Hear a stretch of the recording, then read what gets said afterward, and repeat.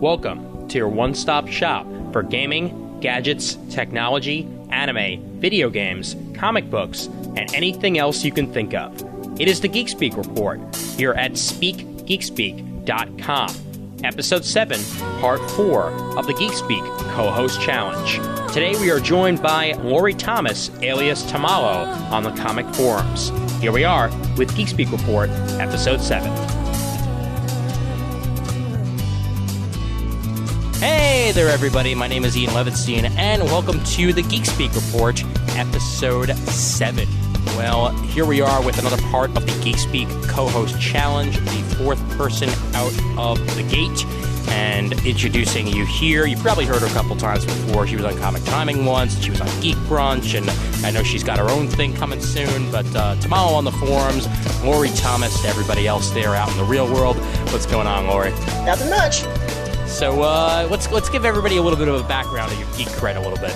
Oh, my geek cred. Let's see. My very first comic series was Amethyst by DC Comics. My grandfather would take me to the grocery store, and I was bugging him one day, and he says, "There's comic books over there. Why don't you check them out?"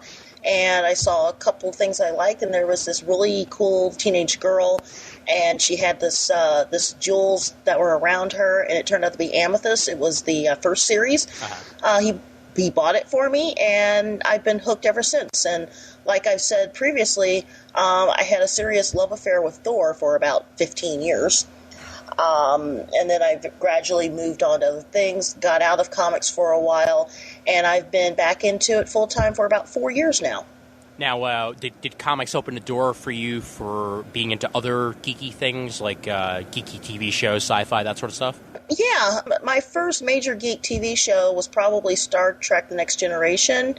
There was a moment where I remember watching the first episode, and I was like, oh my God, I have arrived. And then eventually I discovered the original series, and then I discovered Battlestar Galactica. I was really big into Highlander, all the various spin-offs. Not a big Buffy fan. I am an Angel fan. It's just sort of the last, 2008, the last 18 years has been just nothing but geekdom. It seems like I always seem to get into shows like after they're already off the air, or long after everybody else loves them, because I just started watching Buffy. I'm on season 3 now, so that's how sad I am. I'm into Stargate SG-1 now that it's off the air. I'm up to season 8 of that. I just bought Stargate Atlantis season 1, even though I'm watching Atlantis as it's airing. Got into Galactica after it started already. Just finished the 4400. And I've just been, catching up on every single geek show I've missed over the past 10 years, I guess. I got hooked on Stargate about, I'd say 5 years ago. My boss is a closet nerd, and because of him, I have all 10 seasons of Stargate. Nice. And I went out there and bought the box set. Yeah, the box sets are nice. I do have to admit, though, I'm not a Stargate Atlantis fan. Okay. I saw the first 2 episodes, I was like, no. Well, it just didn't work for me. I actually first got into it, not this past season, but the one before that. And I from what I've heard from people who have watched it from the beginning, it does get better as it goes on. So maybe if you give it a shot, then... Well, I know that Robert Picardo is joining the cast as of this upcoming season, which I believe starts in July. So, you could always try getting in on the ground floor over there, and maybe that'll get you into it again. Who knows? Yeah, it could be. Yeah. I mean, he was cool on SG-1. Yeah, he was. It's just that with so many different television shows and what I'm watching, I've sort of gotten into where I'm not watching anything unless it's, Doctor Who or Torchwood. Right. I got hooked on the John Adams series for a while. Okay. And I'm currently working my way through Rome seasons 1 and 2, and I still haven't seen the end of Desperate Housewives. I still haven't seen the end of Boston Legal. I just haven't been watching television other than an occasional really bad B movie. Okay, the not to spoil the end of Boston Legal for you, but there are some beautiful William Shatner acting moments in that episode. Oh, good. Yeah, it's very much an Alan and Denny episode. So, good. Very centric on them. Okay. Another one that I've been catching up on recently, The Tudors, Oh, God, I love the Tudors. I haven't watched season 2 yet, mostly because I think I'm just going to either download it or wait until the DVDs are out and catch up that way. But I finished season 1 about a week before season 2 started, and that actually hooked me entirely on the show because those last 3 or 4 episodes were the best of that season. Well, I finished watching season 1 about, 6 weeks ago, and I have actually seen the first episode of season 2, and not to get graphic, but I thought they kind of did it the last scene of the show. No. They came... wait, in season 2 or in season 1? Season 1. No, in season 1, that was the best part of season 1. Just to spoil it a little bit here for anybody who just to be on the safe side, but there are spoilers coming up for this finale of season 1 of The Tudors. But no, she intentionally made him wanting. They came this close to having sex, and then she pulled away before he could actually finish the job, if you know what I mean. Well, yeah, because the last 10 minutes where they're out riding and the whole thing, and I'm looking at it and I'm going, wait a minute, did they just, and then I'm looking and I'm thinking in the back of my head, oh, poor Catherine. Yeah, no, she gets such a raw deal. Oh, yeah, but I mean, just the cast alone. Yeah. I mean, it is, I like historical stuff, but just the Tudors, I mean, it's like this guilty pleasure that you have to watch. Right. And Weeds is coming back in a few weeks, so I'll be happy about that. Oh, I know. So many good stuff out there. But one of the ones that you mentioned is one of the ones that I know you wanted to talk about on this particular episode as we go into the geek discussion portion of the show. I know you wanted to mention Torchwood and Doctor Who a little bit. So oh, yeah. You sat down and you watched season 2 of Torchwood? I not only watched it, I have it on my iPod. Sweet. I absolutely adore Torchwood. I think it is probably one of the best sci-fi series that's been produced in a long, long time. Season 1, it was, oh, hi, I'm gay. Oh, hi, I'm gay too. But I stuck through it. It's funny you mentioned that because actually some people I know say that Torchwood actually isn't gay enough. Because even though they have, the sex with each other and all this, there aren't any actual officially gay characters on the show.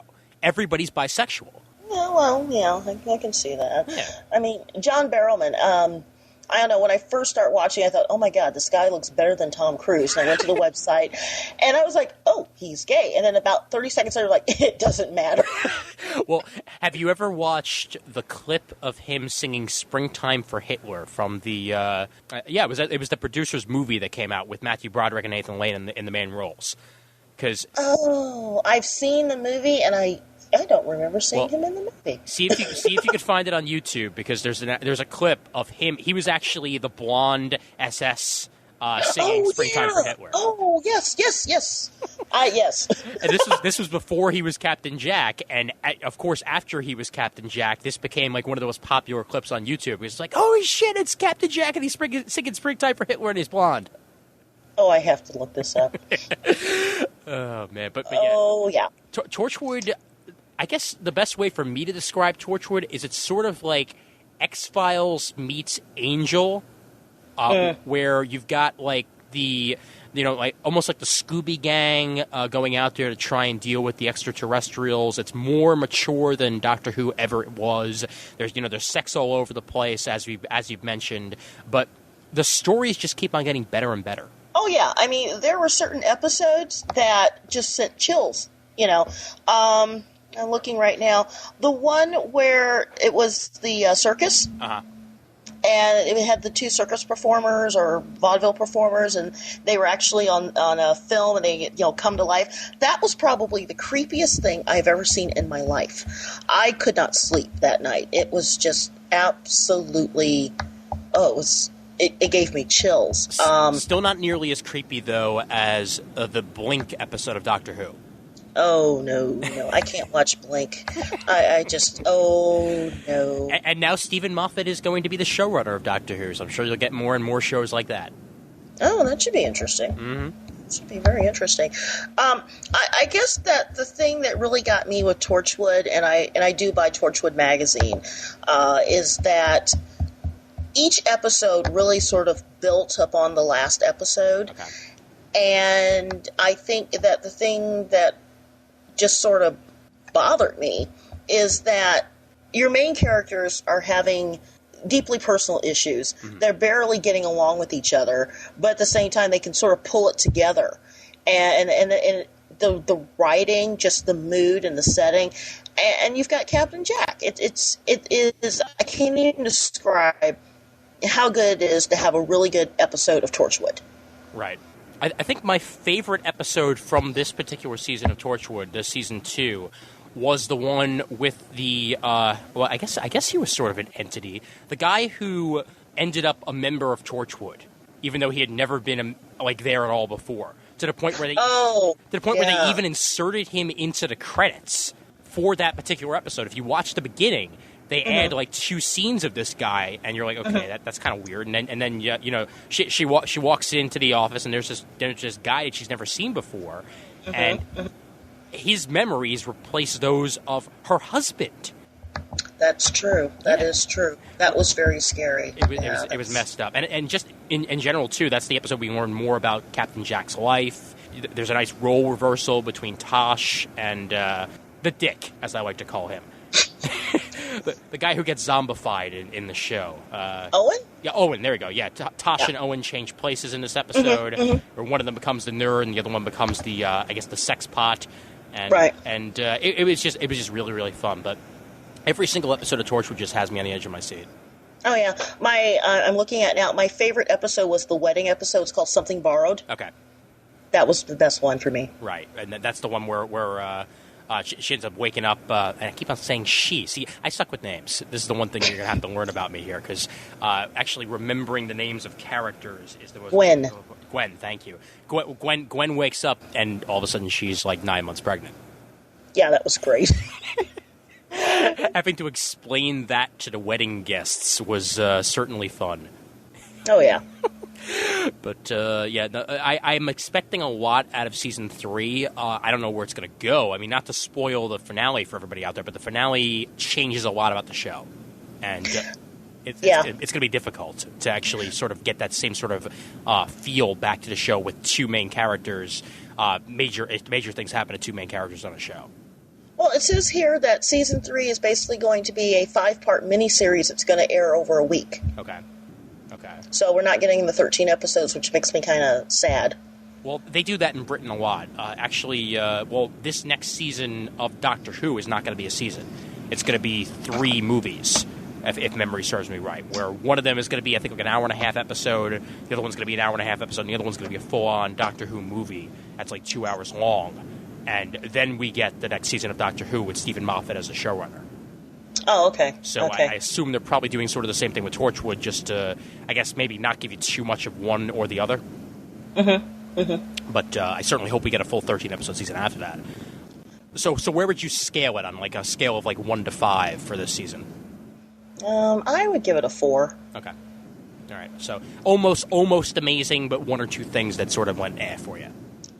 I didn't like the fact that Owen was a zombie. I thought it was stupid. I mean, here's this person who, excuse my language, who was whoring all over the place. He's reduced to where he can't drink, he can't eat, he can't have sex, he can't do anything that made him Owen, but he realizes in the end that he loves Tosh. Right. I just thought, well, this is really stupid. And I knew that he was leaving the series early on because he wanted to, start acting in plays and stuff like that. But knowing that he was leaving, I was expecting him to be killed off and to be dead, but they keep bringing the man back. Well, at least him being dead or almost dead did bring on the Martha cameo, which was nice to have for the 3 episodes that she was on, because Martha Jones is probably my favorite companion up until now of Doctor Who. Yeah, and I have issues with the way that they've had her as a companion, not just with Torchwood, but with Doctor Who, because I think that if they're going to make her a companion, leave her as the companion. Don't have her pop in and out. Right. I think that, I don't know if the British people didn't like the fact that she was of African descent. I don't know if they thought that she was too cute. But I thought that she's sort of getting the shaft. I mean, she had 1 season as the companion. She had several guest stars on both shows. Right. And she's the best thing they've got on the show next to David Tennant. Well, although actually I've been pleasantly surprised with Catherine Tate so far. I didn't like her character in the wedding special. I thought that she was very over the top in that. However, they fleshed her out nicely in this season. The doctor's daughter. I actually liked her for a change. Have you seen that one? Yeah, I did. In fact, I'm about, I think, 2 or 3 episodes ahead of you because I've been watching them straight from Britain. Okay. Don't you think that the ending of that episode, that would make a great spinoff? And they're thinking about it. they're very much thinking about it. I mean, I saw that and I was high-fiving Mark. I was going, oh yeah, this is going to be good. Well, this season is going to be, as they're calling it, Companion Palooza. Oh, jeez. Where they're going to be getting back. Martha's going to be on it. Rose is going to be on it. Catherine Tate's character is going to be on it. And, most importantly, Sarah Jane. Oh. So Sarah Jane's going to be back. And probably, if not in this episode, then one of the other episodes, I know that Jack is going to be in it. Oh, they have to have Jack. Of course, yeah. You got to have Jack once a season, or else it's just not a season. Oh, yeah. But, yeah, so that's going to be the big thing happening in Companion Palooza.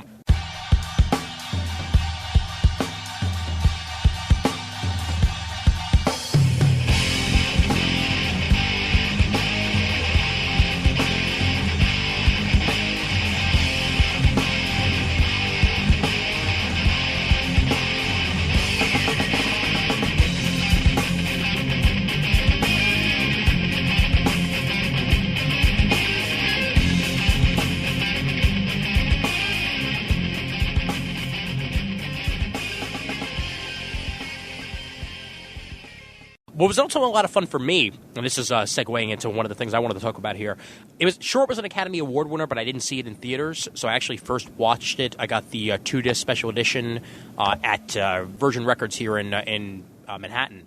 I got Juno, which was a lot of fun. Ellen Page played the main character. Obviously, she played Juno McGuff. And you got Michael Cera, who's always funny. George Michael from Arrested Development. And this one he plays Paulie Bleecker. You got Jennifer Gardner, who's usually a brick because I don't like her acting. I never liked her acting, even though I was a huge fan of Alias. I thought she was the worst part of Alias, which is kind of sad that I sat there watching a show even though I hated the main character. What does that say about her? I tend to agree. I mean, I have made myself watch Elektra a few times, and each time I'm going, no. Well, I mean, okay. Daredevil wasn't that bad, but it's just, I don't know if it's her body or her face or the fact that she comes across wooden, but, ugh. Well, no, what pisses me off about that Daredevil film, and I know it's a segue, but we'll get back to Juno in a minute, but what pisses me off about that Daredevil film is they took Echo's backstory and applied it to frickin' Elektra.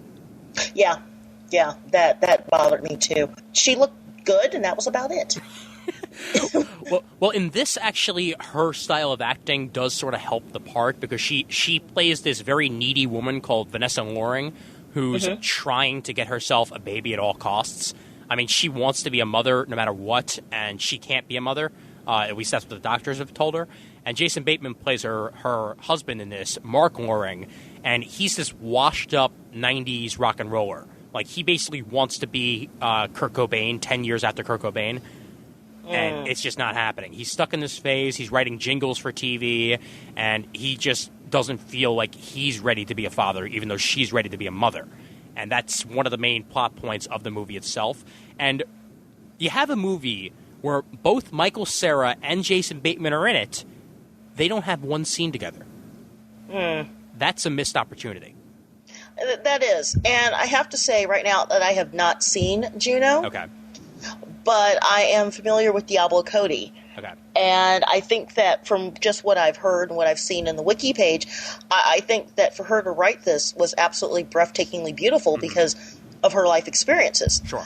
While I'm sure I will see Juno eventually, I just kind of want to keep the mystery of Diablo Cody. Okay. Does that sound weird?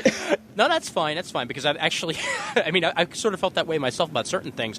Like one of the reasons I didn't start watching Buffy until now was because I sort of had this allure in my head of the Joss Whedon. You know, yeah. He is the geek god. Oh, he's one of the best things ever. And yet I couldn't even say that myself because I hadn't watched Buffy. I hadn't watched Angel. The only thing I'd watched was Firefly. I've only read his comics. I did read Frey. back when that was coming out. But my favorite thing about reading Frey was that I started reading it after that huge delay happened. Was it 2 years between issues or something like that? Yeah. And I actually started reading it about a month before that last issue was going to be coming out. So I didn't even know about the delay. Oh, wow. I picked them up in back issues at my comic shop, and then I find out afterwards about this huge delay, and I'm like, oh, well, I guess I win. Oh, jeez. I think the thing with Juno that I really like is that you've got a woman who's writing a story that's very personal. Mm-hmm. She's, talking about, issues of abortion and teen pregnancy, and it was treated with respect. Right. It wasn't, your normal teen movie. It was something that, this kid was on, The View. She was interviewed by Barbara Walters, and she's very grown up for her age. And the fact that she got nominated, it just blows me away that they could have such a female-driven story that was not cutesy. It wasn't a Sex and the City, and it was a hit. Ellen Page, I know that she's a movie star now because of this movie. I want her in TV. I want her in some sort of Office-type sitcom because she is hilarious. And she's really good at improv, too. I mean, when you see throughout this, you know that there are scenes that are definitely improv just by the way she's playing them off. And she does it beautifully. And there are actually, there's only one scene that was included in the film, but there's one deleted scene with him as well. Rainn Wilson plays a part in this as well. He plays Rollo, the guy who works at the local, delicatessen / whatever the hell you want to call it, bodega, and he's in it in the first scene, and he was a lot of fun too. But J.K. Simmons and Allison Janney steal the scene in this movie because they play Juno's father and stepmother. J.K. Simmons in anything will make me like a movie. Oh yeah, this man is gold. Period. Oh, yeah, definitely. Completely, definitely. Yeah, and there's one particular scene with Allison Janney that when you see the movie, tell me if you're as much in love with it as I am right here, because there's one scene at the ultrasound for the baby where Allison Janney's character, Bren, goes off on the ultrasound technician and she's like a puddle in the floor afterwards. It's beautiful. It's definitely one of my favorite scenes in the movie. But my only qualm, and I guess this is up to your tone of music, I guess, the soundtrack was annoying as hell. Oh, God, the Moldy Peaches. Yeah. Oh. Yeah. I was not familiar with them. Again, I'm a dedicated watcher of The View. Right. And they had them on, and I'm sitting there with Mark, and we're watching, and he's only watching because of Whoopi. And he turns to me. That's the kind of person he is. Right. He turns to me, and he says, who the hell are the Moldy Peaches? And I'm like, I've never heard of them before. My music tastes are either Jimmy Buffett, Weird Al, or Metallica. I don't know. And my God, that is all over the place, Lori. Oh, it is. And what's so bad about it is that we downloaded the song, and we were going, okay, this is not good. And he turns to me, and he's like, we're not buying any more music from them. I go, I got you right there. I saw the Moldy Peaches live once, and I'm trying to track in my head which actual show it was. I think it was when I saw They Might Be Giants at Prospect Park.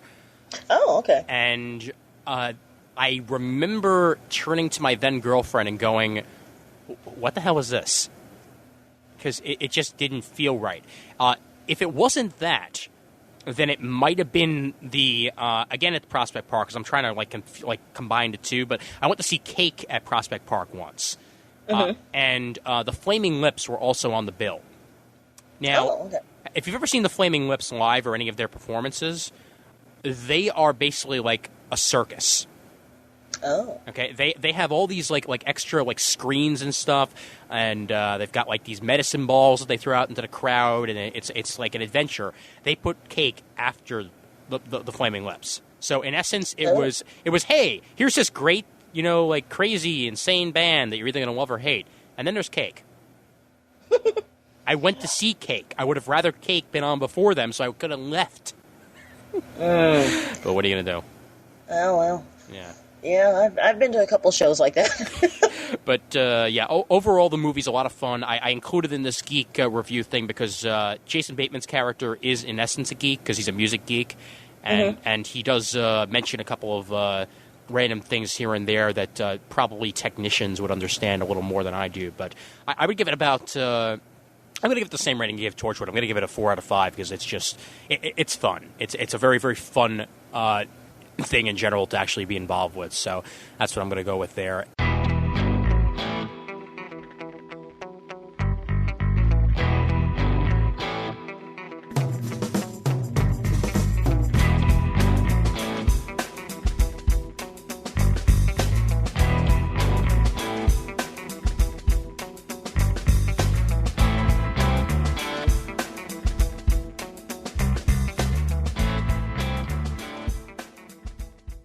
You went to see a movie that was how many years in the making?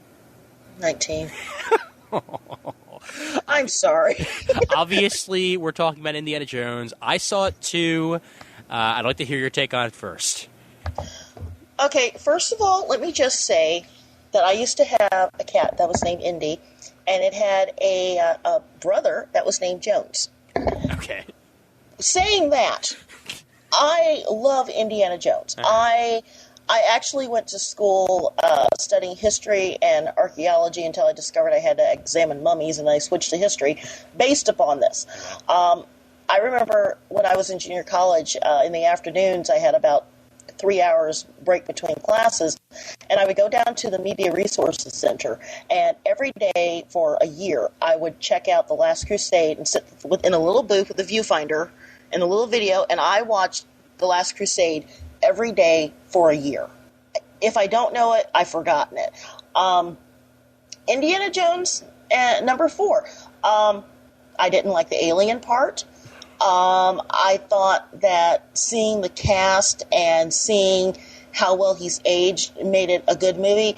Is it the best one of the series? Probably not. Do I like Crusade better? Yeah, but it was a fun ride. Okay. Here's where this movie lost me. And this is partially because of how long we had to wait, partially because of, I guess, something I wasn't expecting, and also because of how old everybody is now. Because now Harrison Ford aged well. Very, very well. He doesn't look like a mummy out there. That's a good sign. Right. This movie should have been made 10 years ago. Okay? I agree. Mainly because it was made now, they couldn't get one of the things I was looking forward to, and that, of course, is Mr. Sean Connery. Exactly. Who retired from movies, even though, what was it, 10, I think it was from 10 years ago, if not from maybe 5 years ago, when they were first going to start making this movie. He had an interview, and they asked him, and he said, "Of course I'm going to be in it. I loved being in the first movie I was in. I'm sure as hell going to be back in this one." Then he retired. He thought about it long and hard and said, "I'm not going to be in it." So they killed him off, and now he can never be in it again. So there you go. Mind you, he's old and obviously wouldn't be in any other movies. But I was kind of upset by that. The other thing was, when looking back on the history of this movie, there was a spec script that came out that everybody poo-pooed, saying this can't possibly be the spec script that they're going to end up using. And the name of this script, get ready for it, was Indiana Jones and the Saucer Men from Mars. Now, that's actually a line in this movie. Indiana Jones and the Saucer Men from Mars, because he says, what are these, Saucer Men from Mars? Which obviously is a throwback to that. So what was poo-pooed once upon a time as this can't possibly be true because it sounds so ridiculous, turned out to be the plot line of the current Indiana Jones movie. Yeah, I don't know. I have mixed feelings about the actual story. I thought that bringing back Karen Allen as Marion Ravenwood was really good. Right. I think Shia did a really good job. It's just that it didn't have quite the feel of the previous 3 movies. I'll agree. It had a familiarity to it, but from the opening scene until about I'd say a good half hour into it, I was bored. Well, the way it was described to me, and this was described afterwards, and actually I'll give props to IO9 for this when they did the review of it. The first 3 movies were 30s style movies, and this movie was a 50s style movie. They had the throwdown, the Happy Days scene, which was kind of ridiculous, but what are you going to do? And, the whole alien obsession, because, well, that's what 60s, 50s movies were all about. Aliens and invasion and that sort of stuff. And that's, in essence, what we got out of this Indiana Jones movie. Was it the right move? I can't say yes or no, because I enjoyed it. It just wasn't what I wanted out of the next Indiana Jones movie. Especially since now Mr. Lucas is saying, hey, well, how about we do for the next one? We have Shia LaBeouf be the main character and have Indiana Jones be the Sean Connery type. See, I don't have a problem with. Okay. I don't have a problem with that, because if we want more Indiana Jones films, we're going to have to, change it up. I think that the problem is that people are so attached to Harrison Ford that accepting Shia as the new Indy, they're going to have to do a really good transition. At the end of the movie, where the hat comes down and he picks it up and he's about to put it on, and then Indy grabs it from him, I thought that was a great little segue. But I think that, like Crusade, where you had that intro with River Phoenix, and they explained, how he got, the fear of snakes and how he got the cut under his chin. You're going to have to do something like that in the beginning of the fifth movie to make me fully jump on board with him being the new Indiana Jones. And I'm looking at the IMDb, and I'm thinking to myself, okay, Indiana Jones, you've got Marion Ravenwood. Where did Mutt Williams come from? Was that his stepfather? Maybe. It just doesn't match. It's crazy. But the one thing that I will say is that of all the characters, I think Cate Blanchett's character was probably the one that I did not like at all. I thought she was very, very rigid. She was very, very German, Russian, whatever she was. But she was supposed to be. She was supposed to be. That's another aspect of 50s movies. Have the over-the-top foreign lady. Well, yeah, it's just that I just... She didn't seem like a character that I could really get into. I know that's what it was supposed to be, but I didn't like it. I just didn't care for it. And as far as the Happy Days scene, for me, that was probably one of the funnier moments. That and the motorcycle in the library. I'm not saying it wasn't funny. I'm just saying that it just sort of threw me for a loop, because it's yet another scene I would never expect to see in an Indiana Jones movie. But if you're doing the 50s homage, I guess it makes sense.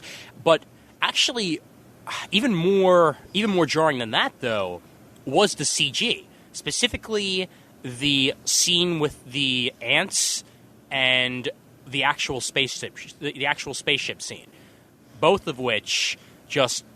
I turned to the person sitting next to me, who turned to the person sitting next to them, who turned to the person sitting next to them, and we all shared a what the fuck look. Because it was just something neither of us, any of us, understood what the hell it was doing in an Indiana Jones movie, You don't need CGI to make a good indie movie. This is true, but I will point out an example of CGI gone bad, and virtually everyone was like, ooh, I just watched that, but we were fascinated. King Kong, a couple of years ago. The scene in the jungle where the guy is being eaten alive by the giant bugs, and he's watching this giant cockroach eat his hand. Okay, my hand's gone. Oh, he just ate my elbow. Oh, he's going to get my head, and then he just sort of freaks out. Your hand and your arm is gone, and you're just now freaking out. It was the same thing with the ants. It was CGI that was so bad that we just couldn't not watch it. And the scene where Cate Blanchett's character is hanging from the tree and she squishes the CGI ant with her knees, I just thought was hysterical. It's like, squish. It's something that I'm glad wasn't in, and obviously you'll know this when you get a chance to see it, but it's something that they didn't end up doing that much in The Incredible Hulk, where the CGI feels real enough, where you're not getting that, disenfranchised feel for the scene itself, where, oh crap, oh no, they're on me, what am I going to do, had they sold the scenes, I probably wouldn't have noticed the CGI nearly as much. Yeah, exactly. And did you have a problem with the monkeys, or no? I didn't really have that much of a problem with the monkeys. I must be getting old because I didn't realize it was CGI until after when I started listening to the podcast. Really? Seriously, I did not realize that was CGI. Huh. Wow. Yeah, I know. Well, I guess that's a good thing. Oh, well, yeah, that or my eyesight's going. I I'm saying, oh, he's swinging in the trees. Oh, he's being Tarzan. And then I start listening to the podcast, and I'm going, that was CGI? Oh. Well, plus, I'm sure that there was definitely CGI included with the chase through the actual jungle on the cars. Oh, God. That was the best part of the movie for me. It was the best part of the movie for me as well. It's just that I could definitely tell which parts were CGI and which ones weren't. Oh, yeah, definitely. Definitely. You could definitely see a cut and paste through the whole thing. It's just that by the time they were actually fencing between the two vehicles, I'm like, oh, come on. You know, it was interesting, but it wasn't as interesting as the whole snake as a tree branch. Right. Which I just thought was cute, and then she confessed that, you know, that Mutt was his son, and which we saw a mile coming. Yeah. The whole thing with Ox, I just didn't care for. But all in all, I enjoyed it. I will definitely buy it. Is it my favorite Indiana Jones film? Crusade is still my favorite. Okay, what was better, the fourth Die Hard or the fourth Jones? The fourth Die Hard. Now, have you seen the actual rated R cut of Die Hard yet? No, I haven't. Okay, because I need to see that myself, because in that one he actually gets to say his favorite line, as opposed to it just being yippee-ki-yay with a "f" as it was in the PG-13 version, which was just ugh. Yeah. The movies, revisiting them 15, 20 years later, it doesn't have the same impact. I was reading the other day that Eddie Murphy is going to play Beverly Hills Cop again. Yeah, and it's going to be rated either PG or PG-13, and I just banged my head up against the wall when I heard that. No. I mean, we have the box set, and it is one of my favorites, but he's too old. Yeah. And I've been scarred by Dreamgirls, so he should have won. He should have won. It was probably the best thing that I've ever seen him do. Ugh. Because you actually got to see what he could have been if he wasn't a comedian. If he wasn't wearing a fat suit. Yeah. But then again, he did Pluto Nash. Oh boy! All right, give me your rating on Indy. I'm going to give it a 3.5. All right. That's modest. That's modest.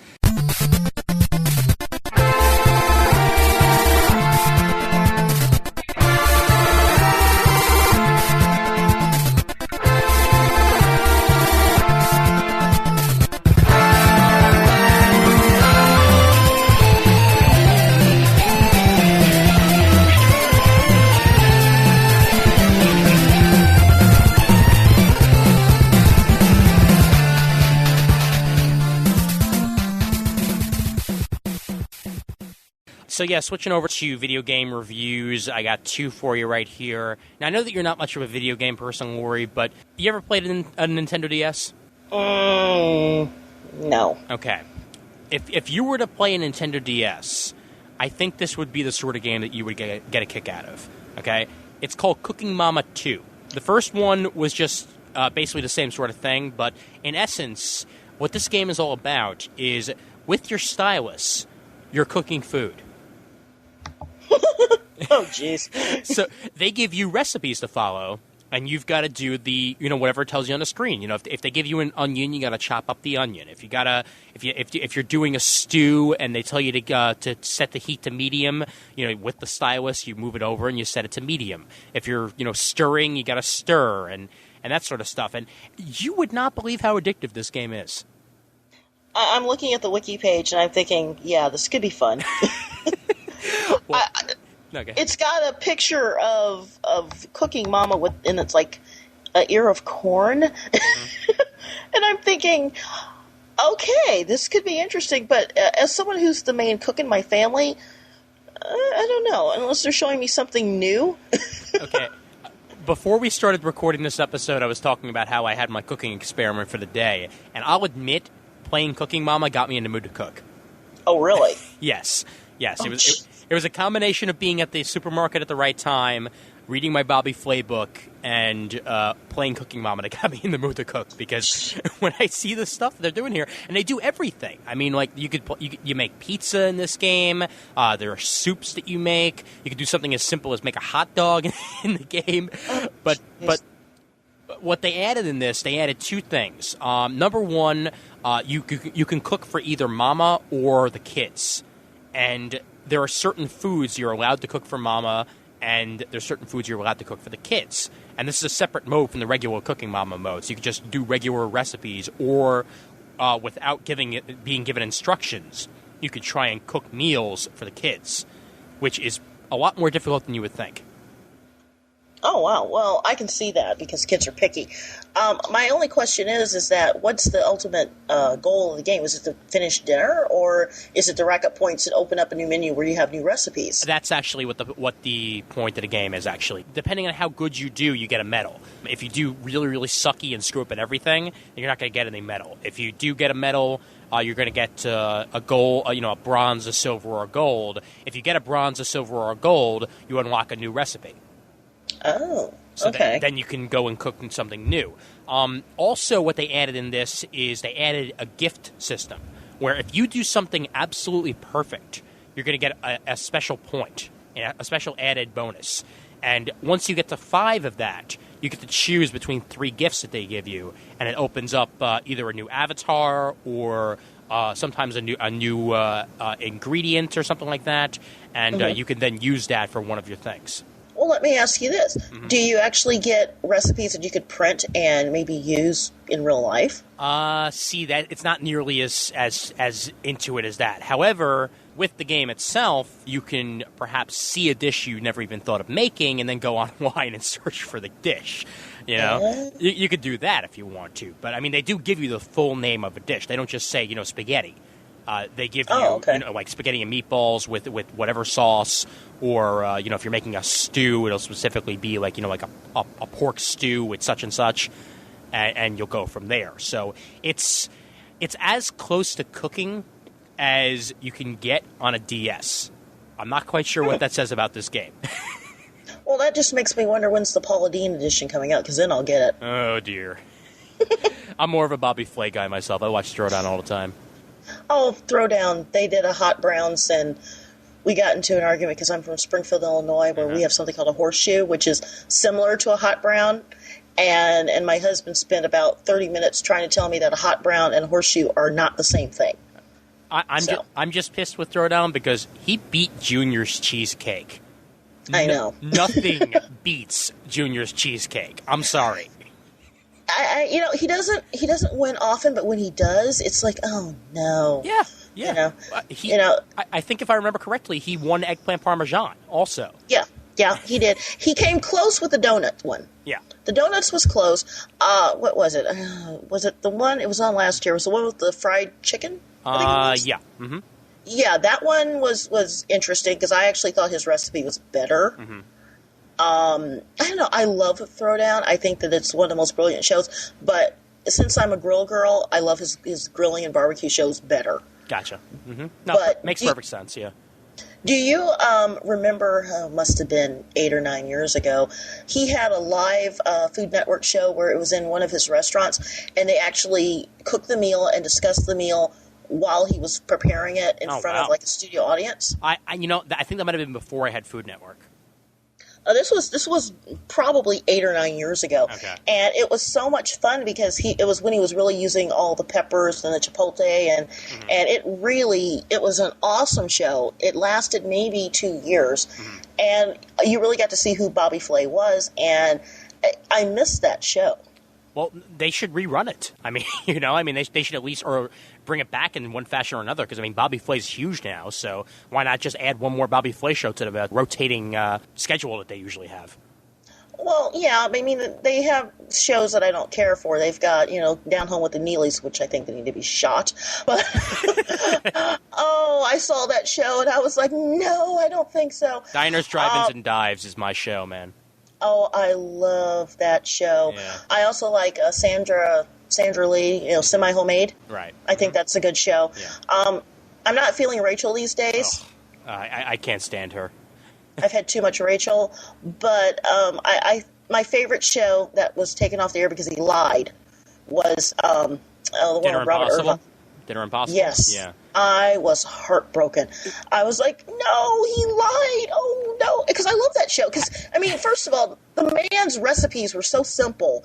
And he had these, this mad dash of, getting this food together. And he never had the supplies. He never had the food. And it was the best half hour of Food Network. Did you ever see the Neil Patrick Harris episode? Oh, God, I loved that. That was great. That was brilliant. The show is going to continue. Oh, really? Yeah, Dinner Impossible is going to continue. The guy who, and I'm blanking on his name now, the guy who won the next Iron Chef, he is going to be taking over the role for Dinner Impossible, and I believe that they're actually making it an hour-long show as opposed to a half hour. Oh, really? Yeah, so it's going to be back sometime in the fall, I think, with him. Oh, good, because that's a great show. Right, yeah, because just word to the wise, folks, don't lie on your resume if you're going to work for the Food Network, or else you're going to lose your damn job. Exactly.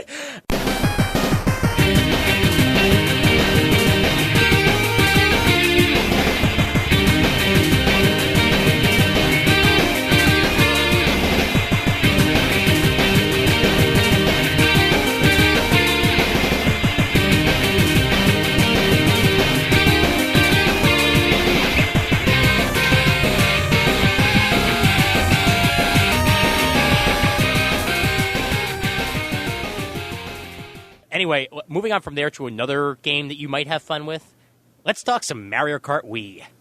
Oh, jeez. All right. Now, this game, I've been playing Mario Kart for years. I have the game for the N64 that I used to play all the time, and I have the DS version, which is a lot of fun in and of itself. This game here is a little bit different. Now, the main difference is, as opposed to using a old-fashioned controller, you're using the Wiimote, and you're taking your Wiimote and you're putting it inside of a steering wheel. So, so there's actually a wireless steering wheel you're using to control all your actions inside the game, which is new and exciting. It sounds like something I need to get Mark for Christmas. Well, the wheel itself, I bought two. I haven't had a chance to use the second one yet, but you can actually, just like with a lot of games for the Wii, you do have multiple options with this. So if you have like an old GameCube controller, you can use that as your third controller if you want to. You can just do Nunchuck and Wiimote if you want to, or just Wiimote along by itself. Or you could go the route of the wheel. And with the wheel, I've actually found it's kind of smooth. A lot of the people that reviewed it at first had a little bit of trouble with the wheel, thinking that it might have been kind of weird not to have a wire connecting your wheel to something, because everybody's so used to that. But I don't know, it wasn't that much of a deal to me. It's also a bit small, so if you do have huge hands, the wheel's not going to be for you. But I think my hands are just the right size. Oh, okay. Yeah. I remember the Mario series. I remember the movie. Mario's been around for a long, long time, and I'm looking at the wiki page, and it does look like it's a lot of fun. I'm waiting for the Wii Fit so I can get one, because I just think that looks like so much fun. But this looks like something that I would actually probably play. Well, and another thing that they add to this, too, and I'm not sure if this would be something that you would use because it's a little more advanced, but you can go online for the first time ever with Mario Kart. Oh, really? Mm-hmm. You can play anybody around the world. Anybody around the world. So as long as you friend them, which is the pain in the ass of Nintendo, you got to input this damn friend code, which is different every single time. What the hell, Nintendo? I have a different friend code for Smash Brothers than I do for Mario Kart Wii. Oh, jeez. So whoever thought this up needs to be taken back and shot. I'm sorry. Jeez. Well, is this with the Mario Kart, is this the first version of it, second version of it? This is the first version for the Wii. This is the fourth version overall. Oh, okay. Yeah. Okay. Actually, the fifth version, now that I think about it, because there was the first one was for the SNES, then there was Mario Kart 64, then there was Double Dash for the GameCube, Mario Kart DS, and now Mario Kart Wii. Oh, okay. Well, just for people who are curious, and I am curious, how much does this all cost? I believe the game itself cost me $59, I believe. So they add an extra $10 for the wheel, which is not too terrible. The wheel itself is only about $10 or $14 alone by itself, so that's not too terrible. So if you're going to buy 2 wheels, it's going to cost you maybe $70. Okay. Now, is this sold out everywhere, or you can just walk into Fry's and get it? You should be able to walk into Fry's and get it. Oh, okay. Yeah, okay. It shouldn't be too terrible. If they're out of it, I'm sure the next place is going to have it, because a lot of the problems that Nintendo has been having lately has been really big sales on the day it comes out, and then nothing afterwards. Okay, because the Wii out here, well, my friend got her son when the Wii first came out, and she didn't have any problems, but the last, I'd say 6 or 7 months out here in San Jose, finding a Wii is kind of hard. It's still hard to get a Wii all over the country. The games, however, are nice and easy to get. Okay. Yeah. Because she was telling, my son's done with the Wii, we're moving on to something else. And I'm like, really? Wow. Oh, no, this kid, I swear to God, this kid's 15 years old, and she pre-orders every game for this kid. Oh, my God. I mean, they are there at midnight. She'll take a nap. She'll get up at 11:30. They go. The kid has got everything. All right. I didn't have a... Okay, well, actually, it started changing with the PlayStation 2, but I got my NES when I was, like, maybe 5 years old, maybe a little older than that. I didn't get my Genesis until about 2 years before the Genesis was obsolete. Oh, geez. So at that point, the Genesis has been out for, 5 years? So then I get my N64... about a year before it's obsolete. Now I'm like, okay, I'm 2 for 2 here, so and it's not really going too well. So I made myself a pledge. I'm like, you know what, screw it. I'm getting myself a PS2 the minute it comes out. And the PS2 was good for 6 years, all problems solved. I got myself my Wii November of last year because I'm lucky enough to live in New York where there's a Nintendo store. Right. So all I got to do is basically just walk in and they're there. Well, with my friend, I mean, this kid, like I said, he gets everything the day it comes out. I don't know how she manages to get a copy, but when, was it Grand Theft Auto, whatever, came out a couple weeks ago? Yeah. I don't know how she did it. She got it 4 hours early. Oh. Yeah, and it's people like that man, they make us all look bad. Well, what was bad about it is that 24 hours later, we're sitting and we're, at her coffee table, we're talking, and he walks in and goes, I'm done. It's like, give me something else. And I'm like, you're done? And that's something that the Wii actually gives me. I can go back and play a Wii game, and it'll still be fun, Because as opposed to the over-and-done feel of a lot of video games out there, I'm not getting that so far with the Wii. I still have I have Marvel Ultimate Alliance, which I haven't finished yet. I still need to. But it's a very fun game that you just sit down and play and enjoy. Smash Brothers never gets old. You'll be able to sit there and face your friends, you're Solid Snake, and they're Yoshi. How could that not be fun? Oh, yeah. Well, I think we've got Marvel Alliance for, what, just a second. What gaming system do you have? Xbox? Yes, he's got Marvel Alliance, I think, for the Xbox. Okay, cool. Okay. And then he got me, I bought it, we've got the Star Wars Lego. Oh, yeah, Lego Star Wars, yeah. Yes, and I thought they were so cute, and I think I looked at it for like 10 minutes, and then I lost interest in Lego Batman comes out soon. I know. I'm collecting the Lego games, because isn't there Indiana Jones coming out? Yeah, there's a Lego Indy and a Lego Batman coming out. Ooh. I'll probably will buy it. I'll spend 10 minutes attempting to play it, but all the little buttons and stuff drives me nuts. And that's something that you don't have to worry about that much with the Wii, because there's really only 4 main buttons to use. That's it. You got yourself the A button, the B button, the up, and you got the plus and the minus, which really are only basically like the start and select buttons most of the time. And you've got the 2 buttons on the nunchuck, and that's it. See, the nunchucks intrigue me because I picture myself, if I am going to get into gaming, I'm going to get a Wii, and I'm going to move my curio cabinet and everything out of the way so that when the little Wii controller flies off my wrist and goes toward my TV, I don't damage anything. And that's why you make sure you have a nice, good, old-fashioned strap, and you use it every single time. Yeah, but I am fascinated by the Wii. I will eventually get one. It's just that as far as gaming, I've never been into gaming other than Dungeons & Dragons. Right. But this is probably the one entertainment unit, I don't know if that's the proper name, that I am intrigued by. Okay. I'm going to give 4 out of... Actually, Just screw it. I'm giving 5 out of 5 for both of them. They're fun games. So 5 out of 5 for Cooking Mama 2 and 5 out of 5 for Mario Kart Wii. Go out there. I'm a Nintendo crazy person right now, and I'm giving them both good grades. So back to movies with you, right? Before we do that, I think I'm going to give both of them a 4. Okay. Just on looks alone. Okay. That'll work. Well, hey, it got you interested, so I guess that's a good sign. Yeah.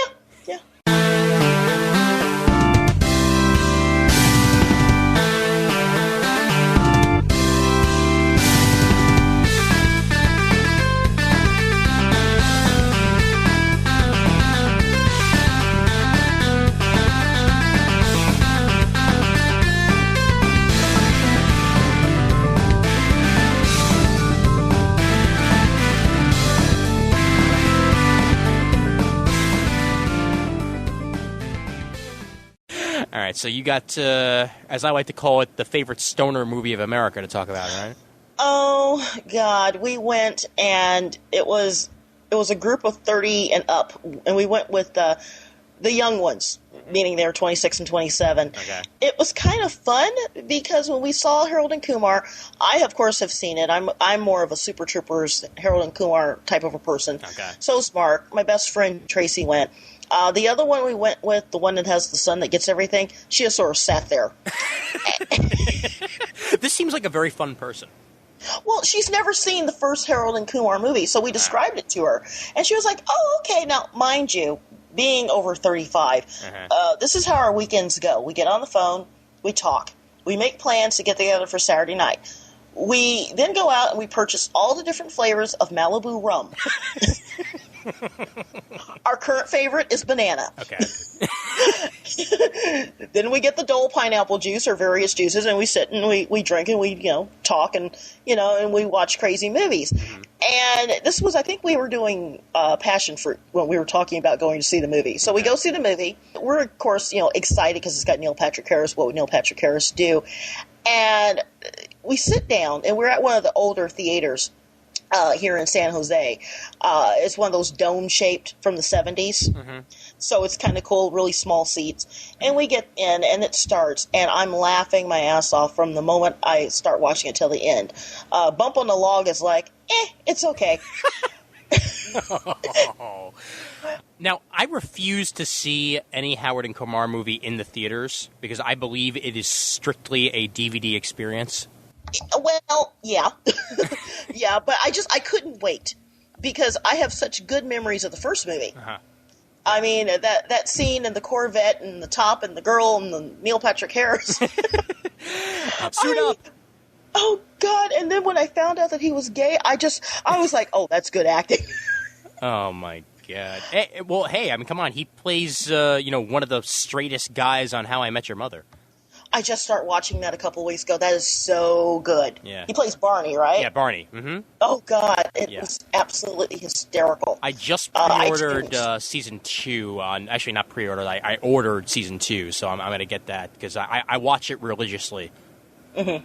There's a quick... I think it's like a 28-minute free download off of iTunes. It's like a recap of How I Met Your Mother, and it is absolutely brilliant. Oh, cool. I'll have to remember that to get some more of my friends into it. Yeah. Now, the one thing I will say about this movie is that while it was funny, it wasn't as gag-related as the first movie. Mm-hmm.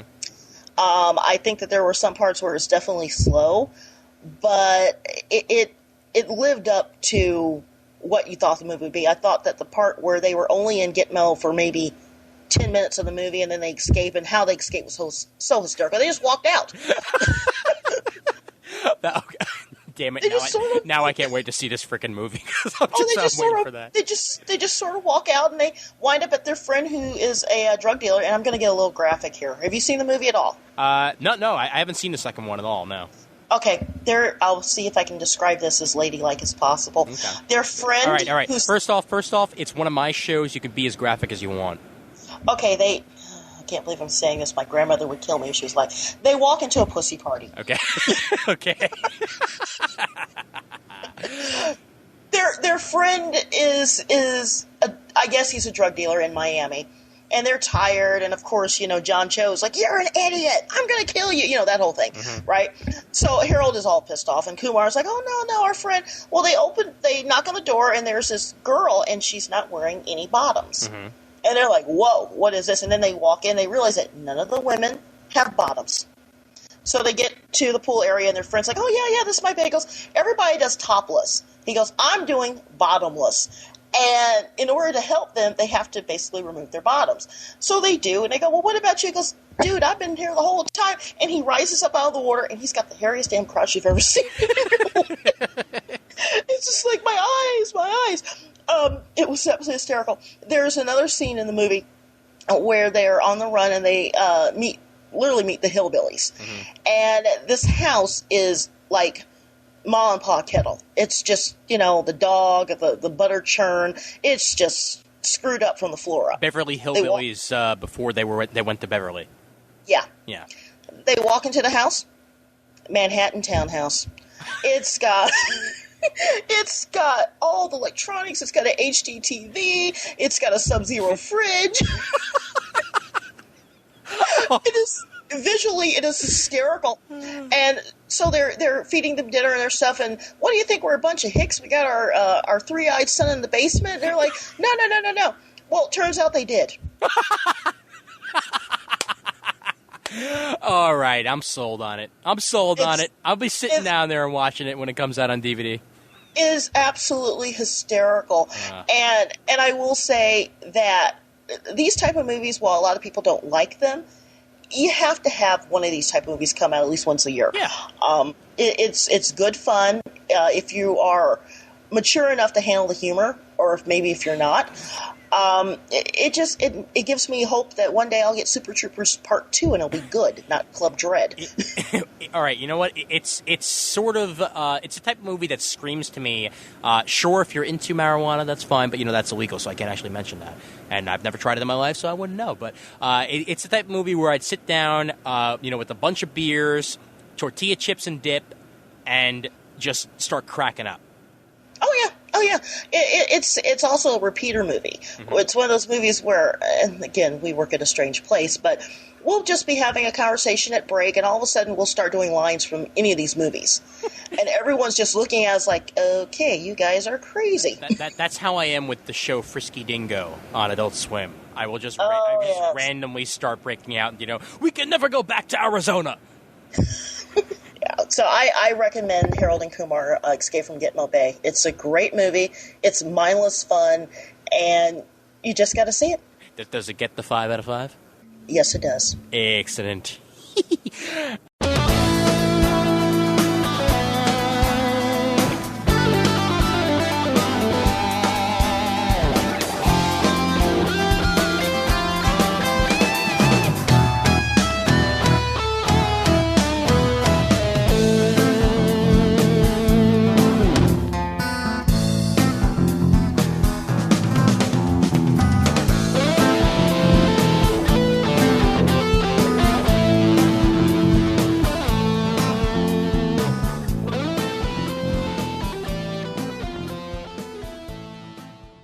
I'm gonna roll on here to some technology news real quick, and well, it's not news, just review, and then I guess we could talk about our joint venture because we can both make comments on Newsarama. But I got actually just was it yesterday? Yeah, Tuesday. There we go. Tuesday, I got myself a brand new USB hard drive because editing this show, I was coming dangerously close to being completely out of space on my 150 gigabyte that my friend gave me, because about 120 of it are every episode of Mystery Science Theater that ever existed. So it's kind of hard to work with something that only has 20 gigs on it when you're editing shows that are using WAV files and all that. So I was like, all right, I need something else. So I went to Staples. They were having a deal, and I bought myself the Seagate Free Agent 500 gigabyte USB hard drive. It was $99.99. So for that's not bad. $100, I got 500 gigs, which is, I would have never thought 5 years ago that something that at the time would have cost at least $500 for 500 gigs is now 100. Oh, geez. Yeah, they have terabyte drives now. They have 4 terabyte drives that you could buy for $600 if you wanted to.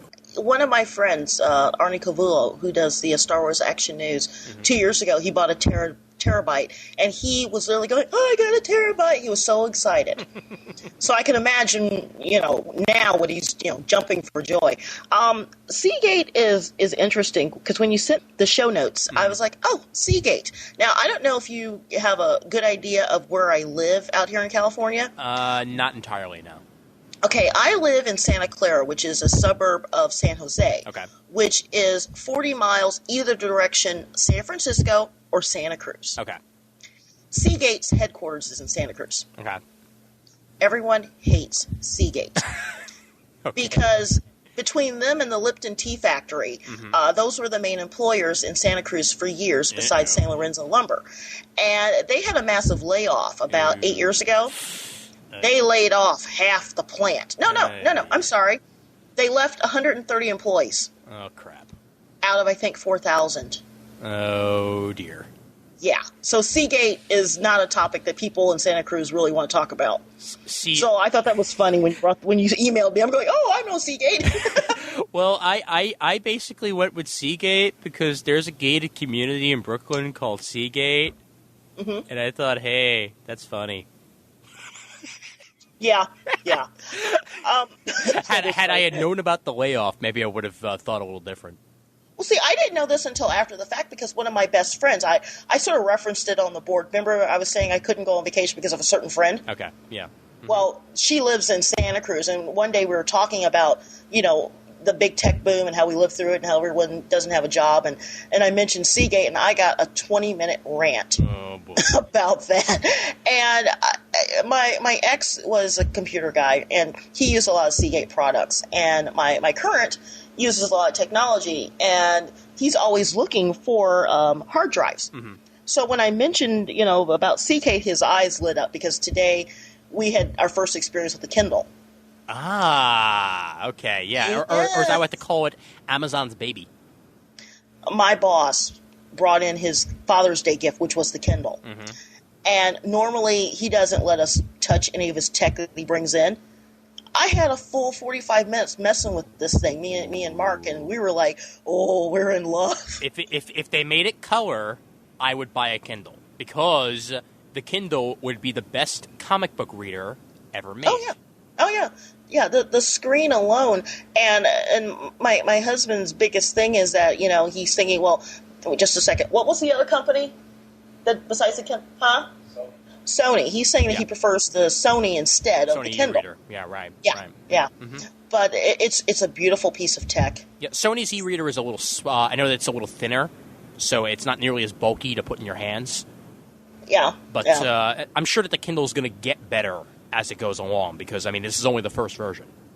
Yeah, and that's what I was telling him today when we were driving home. I said I like it a lot, but just a basic design looks like your very first laptop. You might want to give it a few more generations. Right. But it was, I admit, it was beautiful. Well, with this Seagate free agent that I got, it takes up the amount of space on a desk that a stapler does. Really? Yeah, it's tall, but lengthwise, it's the length of a stapler, which is great because I'm using it for my laptop. So I've got it on the same table as my laptop, and I'm good to go. That's it. Even in height, it's not that bad. It's slim in all aspects. The base is the biggest part of it, but you need the base or else it's going to be toppling over all the time. Right.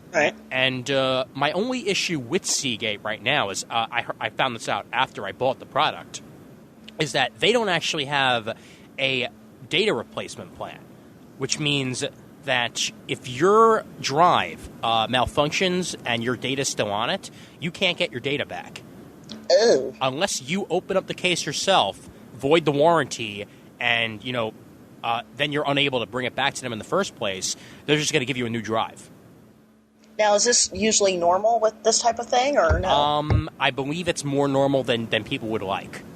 Really? It's the sort of thing where if you find the right company, you'll end up getting your just transferring your hard drive over or transferring your data over. But most companies would just much rather take the defective device, fix it themselves, and give you a new one, and then take that defective device and give it to another retailer as a refurbished once they fix it and make more money off of it that way. Oh, wow. Which is a lot of the times what they end up doing. Right. With my Zen, when I brought in my Zen Vision M, I got back a brand new Zen. It was entirely clean. It didn't have any scratches on it, and it was no data on it whatsoever, because that's the way it goes. So I'm not that surprised with the Seagate, but there are no ways to open up the case of the Seagate unless you're going to void the warranty. Oh, geez. Yeah. Well, let me ask you this: how long before you will fill this up? Is this a long time? Because it's 500 gigabytes right now. As a test, just to be on a safe side, I want to make sure that it doesn't, destroy itself in the next couple of days. But I actually moved over all my music files and all my video files from my laptop onto this Seagate drive, because I didn't get rid of the originals yet. But if this drive lasts more than the next month, I'm going to get rid of those on my laptop. Because okay. I'm not going to be that upset if I lose that stuff, because it's all stuff that's replaceable anyway. And I don't have enough space on my laptop where just by moving my podcasts off of there and onto the Seagate drive, I freed up about 5% of my laptop's hard drive. Really? Yeah. And this is all the stuff that I listen to, not even the stuff that I'm working on. That is impressive. This 500 gigabyte hard drive is bigger than my laptop's hard drive by at least, I think, 70%. So I'm good. Wow. And so far I gave it a ringing endorsement.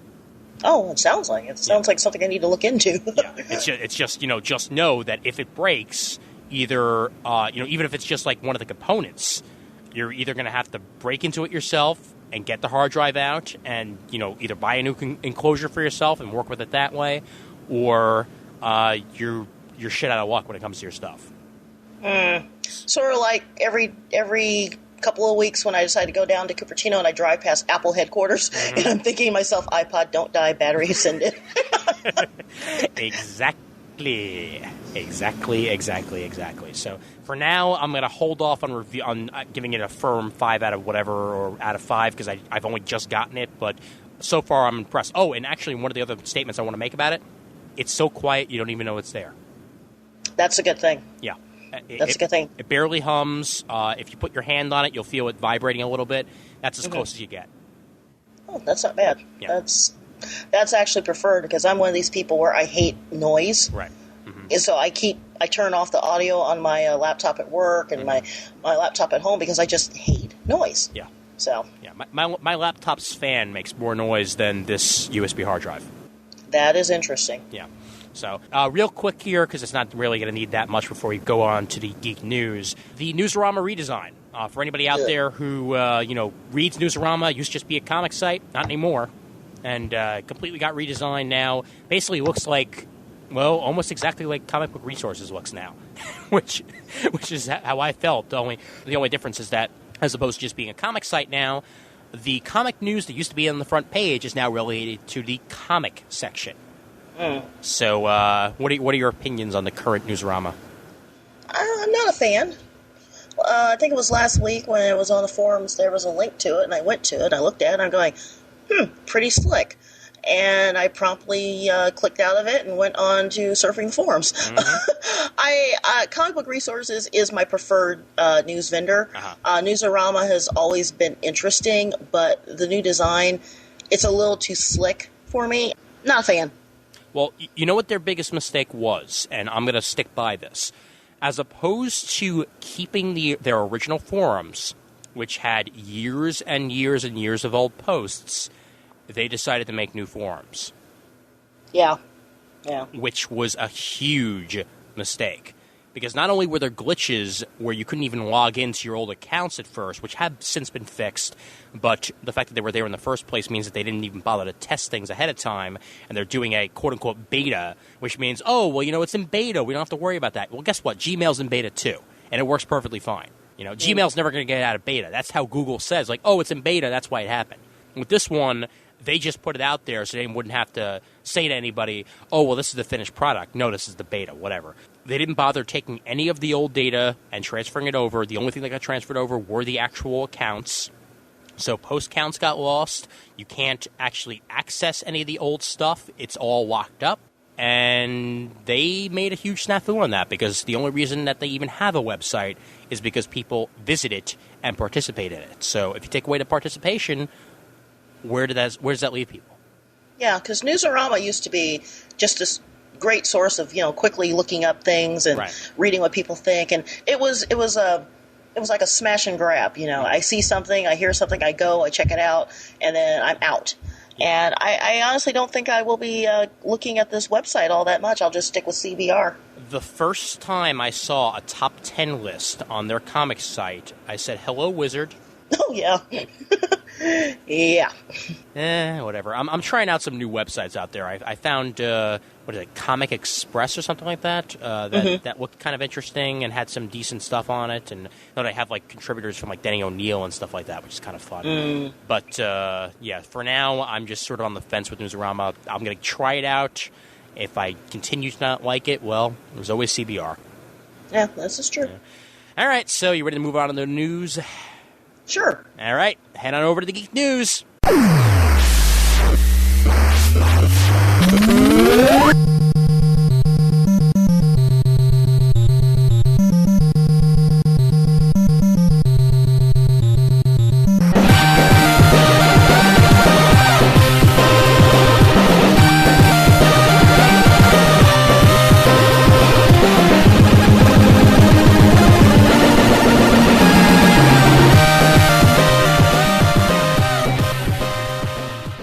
Time for the Geek News, and we'll start off with Lori here with the biggest piece of news that I'm sure every single person out there knows about already, but there's this phone that Apple does.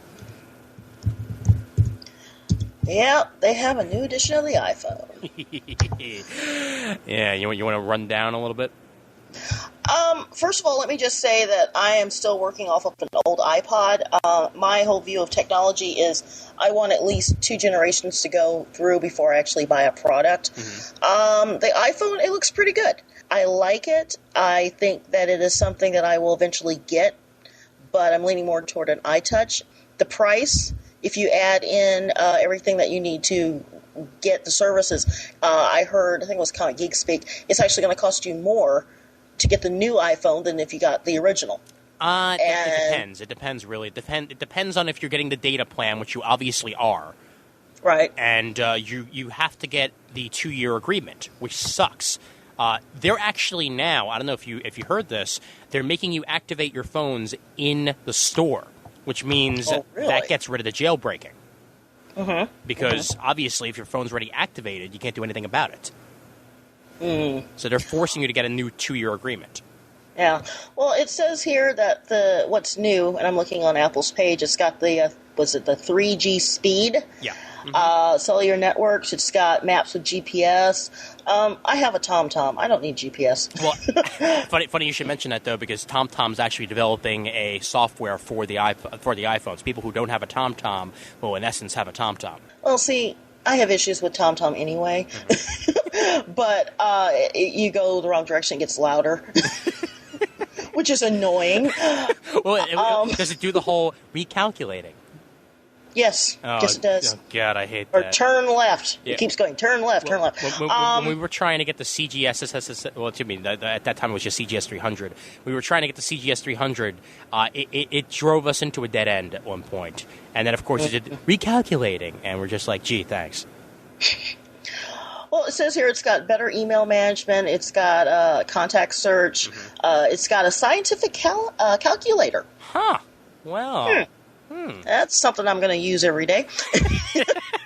Well, come on. You don't need your Texas Instrument now. Yeah, well. I think it's cool. I think that it's going to be bigger and better as time goes on. I think that for my money, an iTouch, a new version of the iTouch, is something that I'll need in my life more than I will need an iPhone. Right. Unfortunately, I work at a place where we're not allowed to have camera phones. Ooh. So you're basically stuck with a little ratty little Nokia, or you can get there's a phone that my husband found that's by Sprint. It's like a black rubber type phone with the GPS enabled, and that's about it. We can't even have sliding phones with text because they consider that a PDA. Jesus. You can't have. Can't have Blackberries. You can't have any of that stuff. So in theory, I like the new iPhone, but for someone like me who spends 9 hours a day at a defense contractor, I can still use my old iPod. Will I get this later on? I probably will get it next year, if I do get it at all. But right now, it's definitely the iTouch. But for people who are really jazzed about the new iPhone, I think it's going to be the coolest thing. Yes, I will go to the Apple Store, and yes, I will drool. Because I do that like at least once a month just to get my little Apple fix. Does your Apple Store smell like Fanboy Funk also? Actually, it's inside of a vanity mall. And it is very, very clean. It's got nice displays, and it doesn't have the geek smell at all. Good. It's got the rich money smell to it. Yeah. Ours smells like a combination of Fanboy Funk and the kebabs that are outside. Oh, geez. If you go to Reno, there's a little strip mall that's sort of ritzy, and it's right outside of Sparks. And there's an Apple Store, and that is the biggest Apple Store I've ever seen in my life. Wow. And it was cool because we walked in, and my other friend's parents have a house there, so we were up there for the weekend. And we walk in, and they had every color, every model. They had a back stock of everything. How pretty. Well, the one they just opened up in Boston is supposed to be amazing, too. I heard that. Yeah. I'll have to check that out, because I haven't actually been to Boston for anything other than a convention in a while, so... next time I'm actually in Boston to do something other than that, I'll have to check out their Apple Store. Let's move over from the iPhone that everybody knows about already. So let's move over to that to what would you do if your work blocked Facebook? This is ridiculous.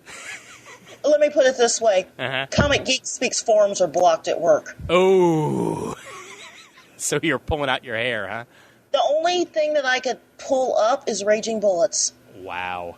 That is the only thing. If it's comic related, or if it's technology related, or geek related, it's been blocked. Now, is this because of you, or was it done ahead of time? It was kind of both, actually. I should say that I share an office with a woman, and then there's another, ours is the inner office. And listening to podcasts when you're listening to someone's country western radio can cause conflict.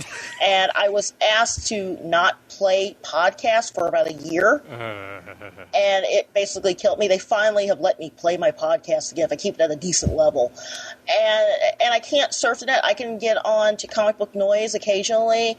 I can occasionally get onto the forums, but I get the nice, this is a warning from work, you're really not supposed to be here. So it's been blocked.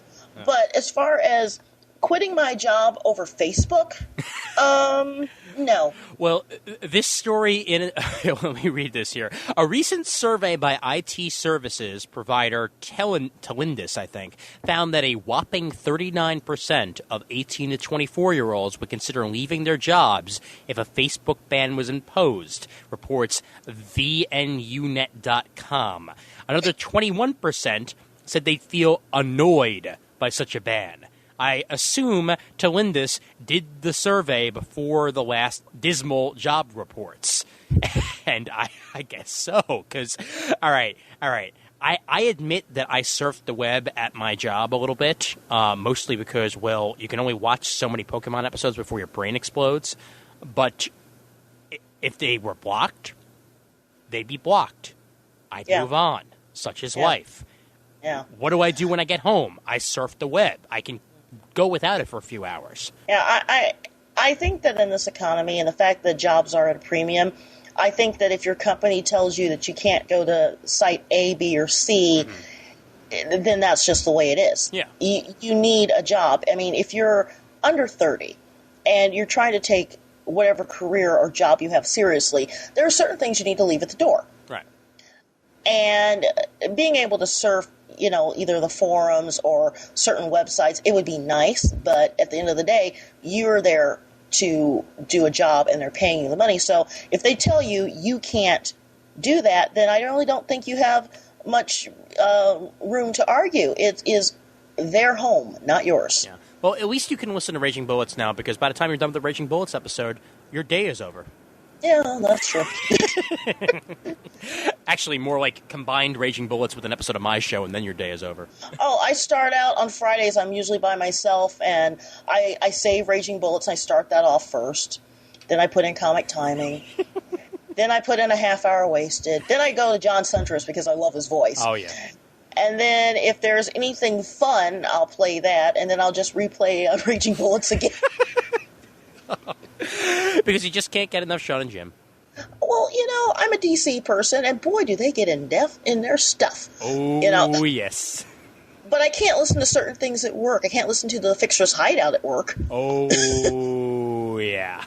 I mean, explaining certain cultural things to other people can be a problem at times. So I think I posted, I was listening to Geek Brunch, and they got a little bit out there, and my husband, who was waiting for me to finish up work, is like, should you be playing that? I'm like, oh, it's okay, it's okay.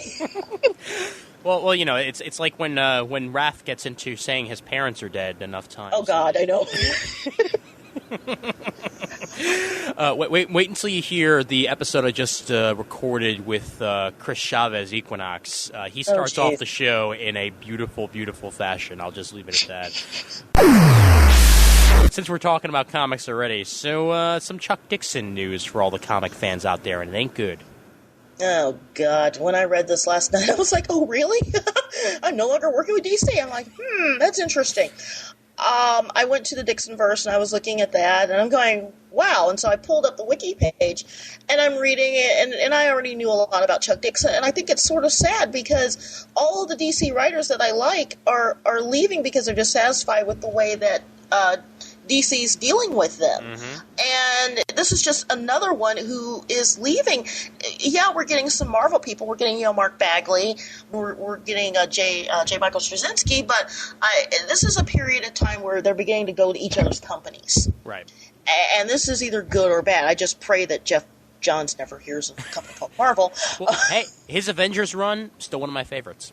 Yeah, but I'm enjoying what he's doing now. I know. No, so am I. I mean, come on. Booster Gold's my favorite book every month, so I mean, I'll say that. But and JSA is fantastic.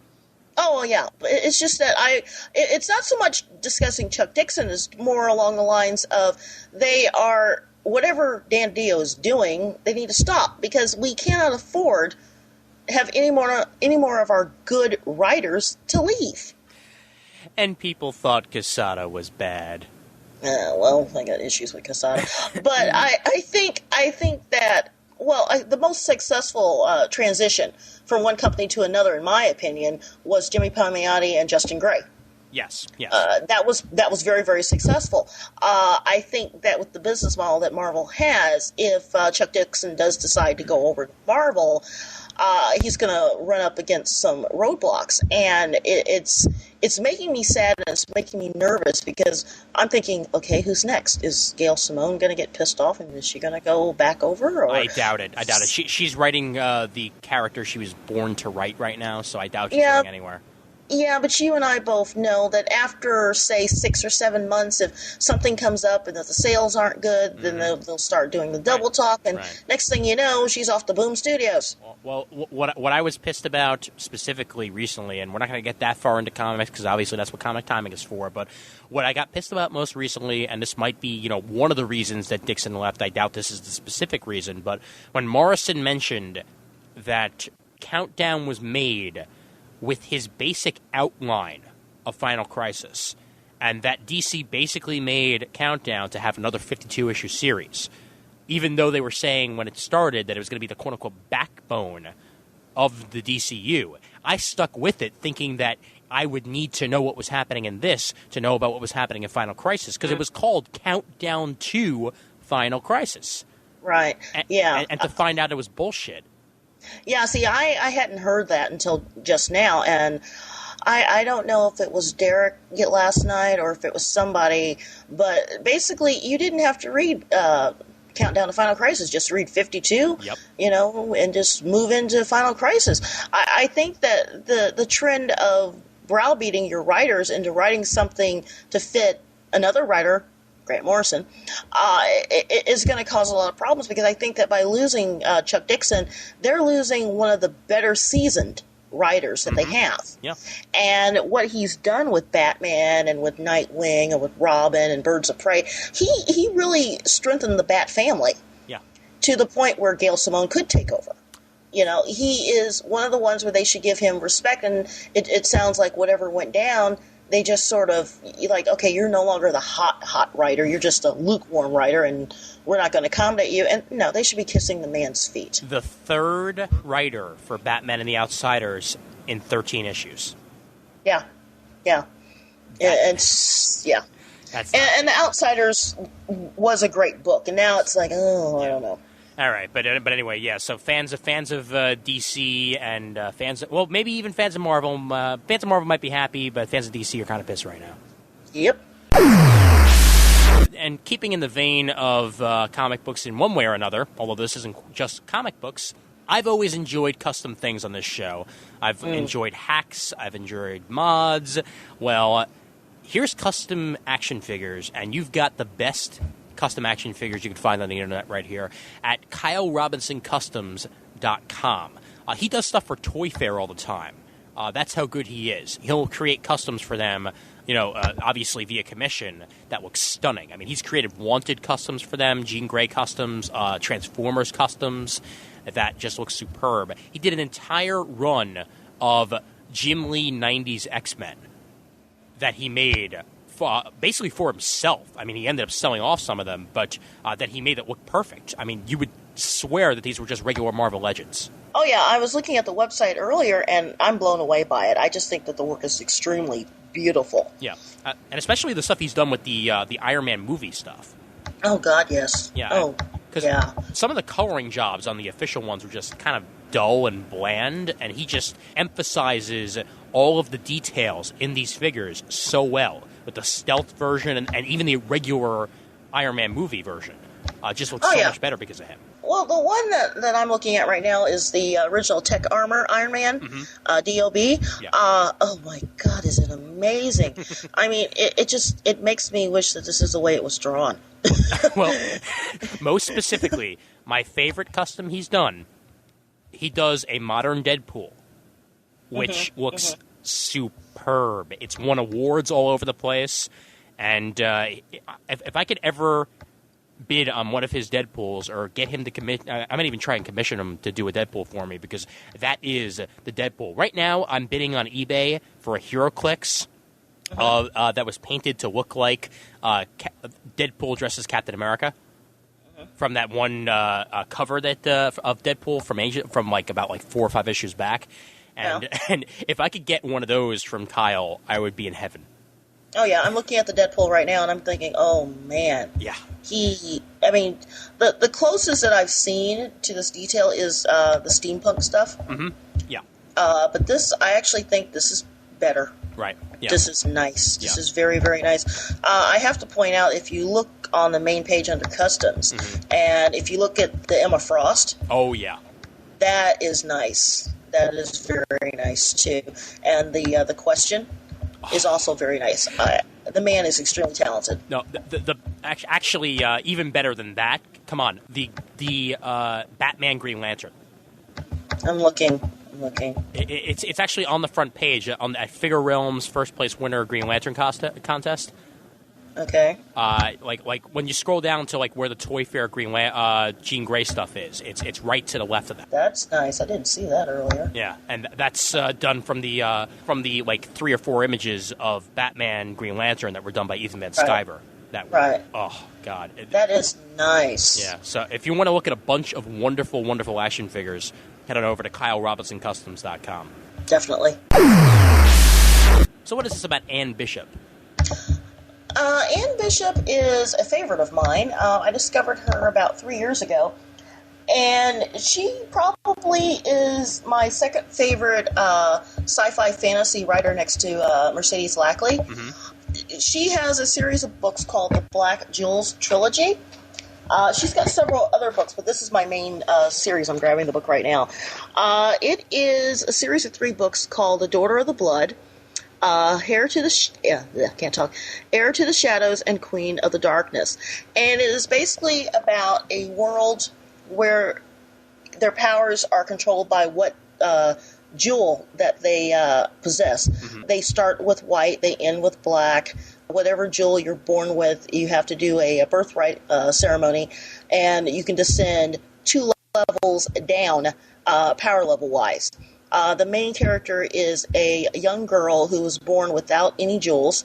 They think that she's defective. They think that she is crazy, but she's actually the most powerful witch that's ever been born. It's a society where it's matriarchal. The women are divided up into queens. They are black widows, and they are healers. Huh. And the subplot is that the men, I'm getting graphic here. Okay. The men are, quote-unquote, slaves versus sex slaves. Uh-huh. And they wear a nice little ring called obedience ring that's around a certain organ. Mm-hmm. And the witches control them, and they basically are serve the queens. This is not gore, but it's nowhere near that. But the principle is the women are in charge. The men are either bred to service the women or they protect the women by choice. What I found interesting is the names of the characters. There is Damon Desad. There is Lucifer Desad. Mm-hmm. And there is Demon Desad.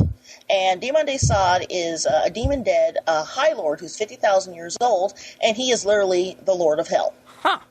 And in the series, being the Lord of Hell means you're a good guy. Okay. I'll take your word for it. The first book is about her childhood. It's about Damon Desad, who is a male slave prostitute who's searching for her. He finds her and he helps her with her birthright passage, and she is given the black jewels. The second one is a story about the war that is being fought between their faction and the faction of his mother-in-law, who is a Black Widow witch. And then the third book is the ending of the series, where she has her own black court, and she basically shatters her jewels to save their world, and she winds up with something called the Twilight's Dawn, which is the most powerful jewel that's been created. And this is all based upon dragons, magic.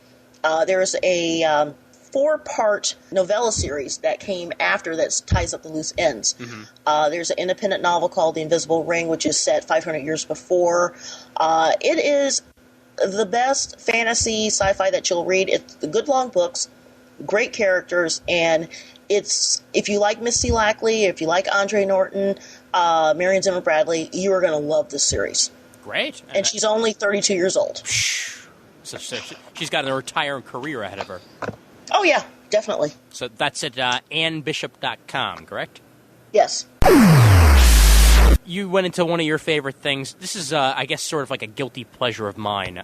The New York City subway system has some intricate design, and over the years, certain stations have stopped being used, and they've had to make changes on the line and stuff like that. Well, there's a website out there. I'll send the full link because I'm not going to bother saying it right now, because if I did, then probably my brain would hurt. But that goes into all of the abandoned stations on the New York line and gives full histories about them. Goes into why they were abandoned, goes into, I guess, their architecture and stuff like that. And there are certain ones on this line here that were gorgeous. I mean, absolutely gorgeous in their day. Specifically, one that you can actually take tours of, which I'm going to try and do sometime in, I believe, in July. The old IRT City Hall station that is still there, still standing entirely, where the trains would actually turn around the loop and go down that way. And it's got these gorgeous ceilings with these stained glass windows and everything, and it's just sitting there unused and in almost pristine condition on the New York City subway line. It just amazed me that this thing exists. And it goes through a whole list of that. So if you're a train geek like I am, then you'll enjoy this abandoned station site because, well, I like my subway. What can I say? When you sent me the link, I was like, oh, this is interesting. And I started looking, and you're right. They're absolutely beautiful. Yeah. You could spend hours just looking at the pictures. And there's even some videos that they have of the old stations from back in like the 1920s, and sometimes even earlier than that, on very early recordings of like trains going through, and just how advanced the technology was back then for then, and looking back on it now and how well it's held up. That train technology really hasn't changed that much over the years.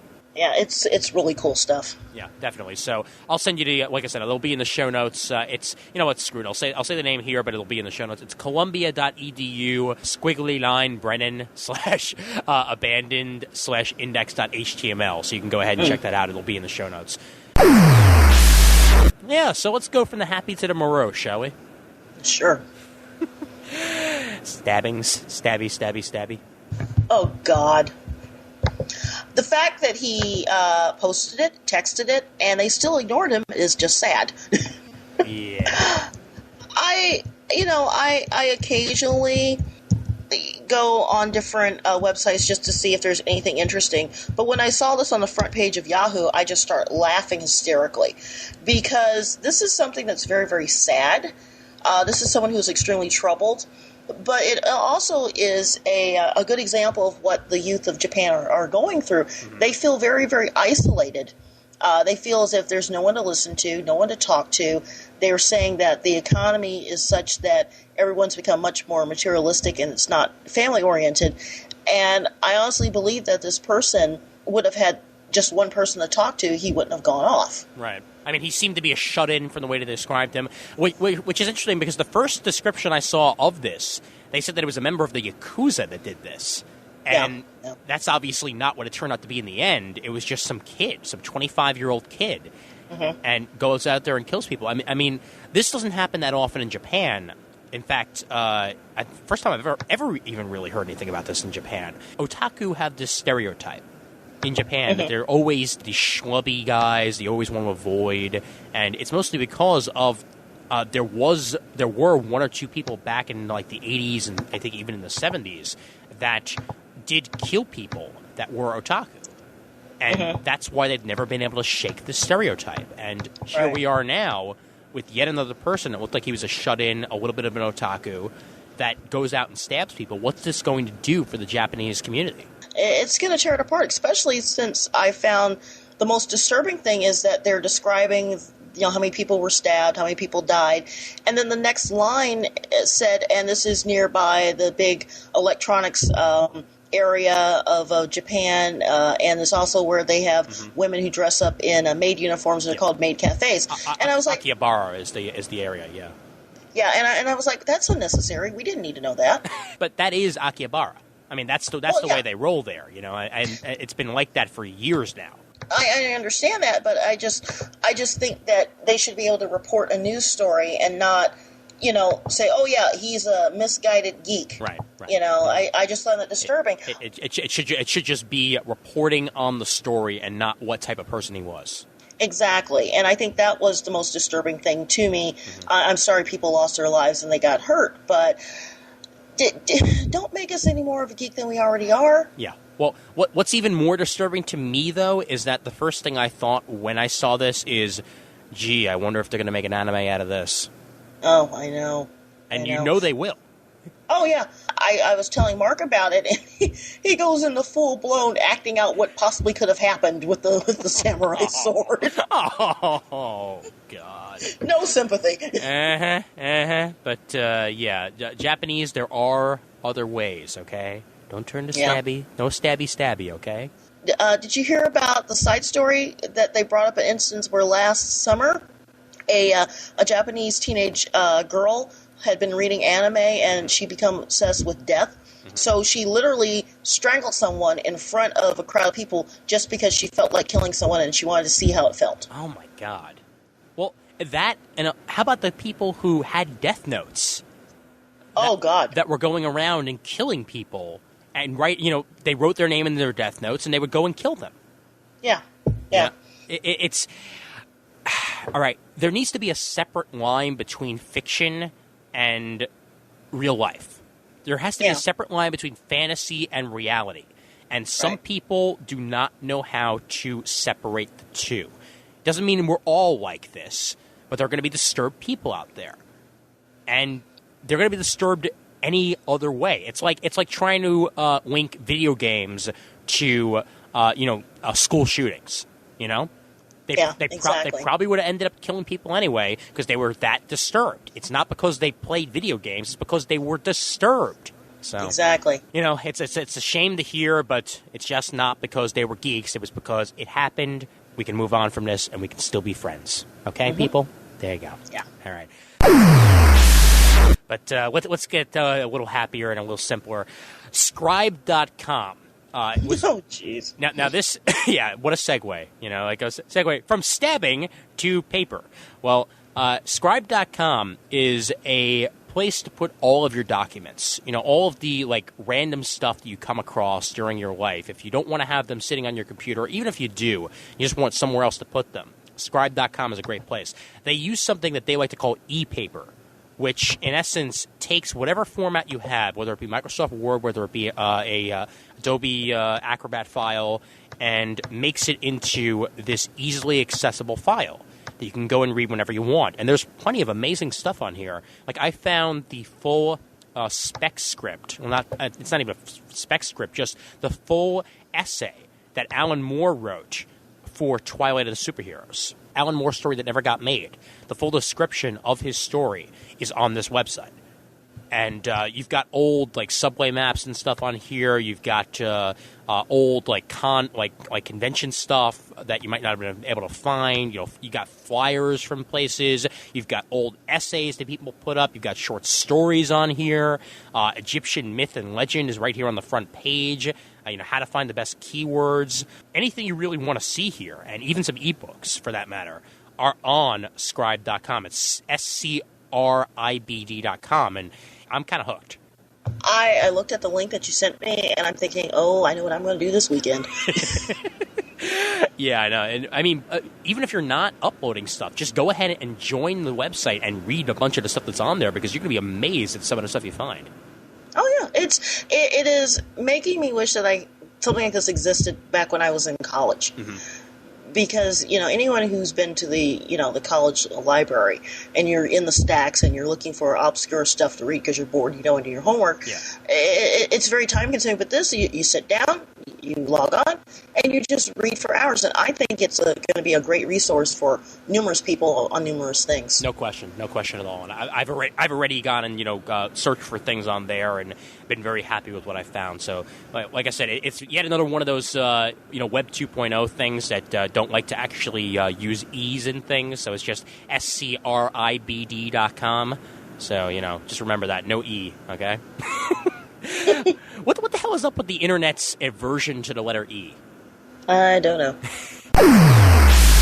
We got one more piece of news here, and that is, of course, WB has decided, yes, I said the words WB, by the way. It does exist online still, even if the CW is the regular, I guess, the thing that you'll find on TV. WB is back in one way or another online.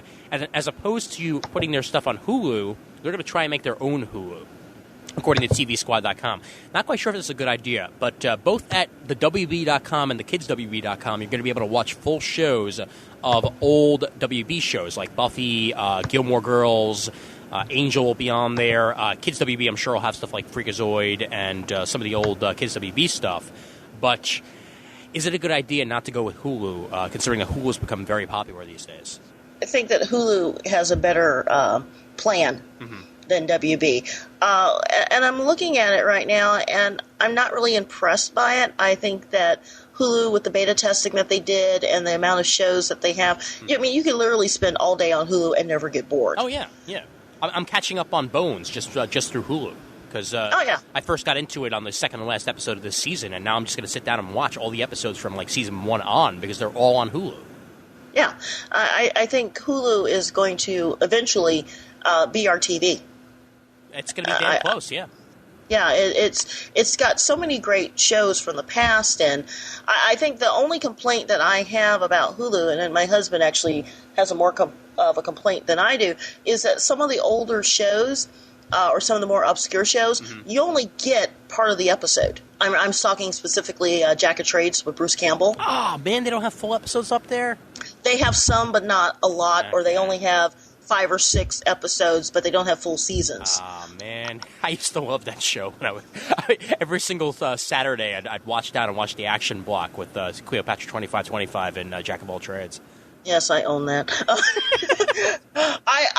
Back in the day, I was an action-pack whore. I swear to God. I admit I'm upset because I have VIP Season 1, but they haven't put Season 2 out yet. And you know what? I think the entire world is better off that way. It's Pamela Anderson. Yeah, but it was fun. It was fun. And Cleopatra 2025, that was fun. There is a series that they haven't put out, and it's Sheena.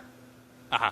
I love that series. It only lasted about a year. There was the old Sinbad show that they had that lasted about a season. Oh, it was just bad television, but it was a brilliant error in syndication.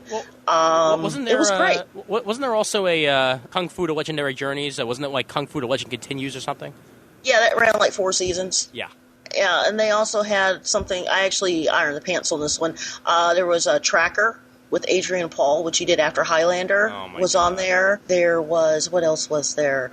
There was a female Zorro that was on about 2 seasons. Mm-hmm. She was the niece of Zorro, and she had adventures. It was just bad television, and most of it is on Hulu. So I'm like, yay!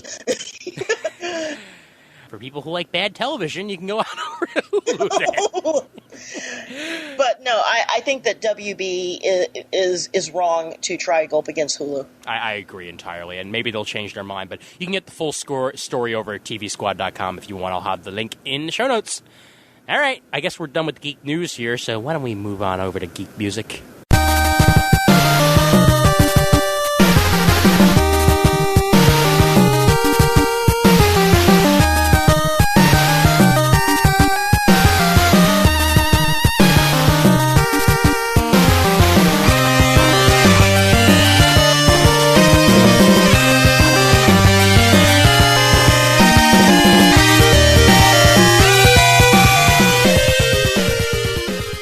It's time for geek music here, and obviously we will start off with Lori's pick, and she found it over at the Pod Show PodSafe Music Network.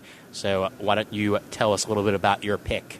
Well, I was looking for geek music, and usually I just listen to Weird Al or Ray Stevens, because that's just how I am. Mm-hmm. But I came across Tom Smith, I came across this song, and I thought this song is perfect. This is the new White and Nerdy. Oh, wow. Okay, she's calling it here. Look out. I just like the song. Well, and it's called Insert Geek Cliche Here. So exactly.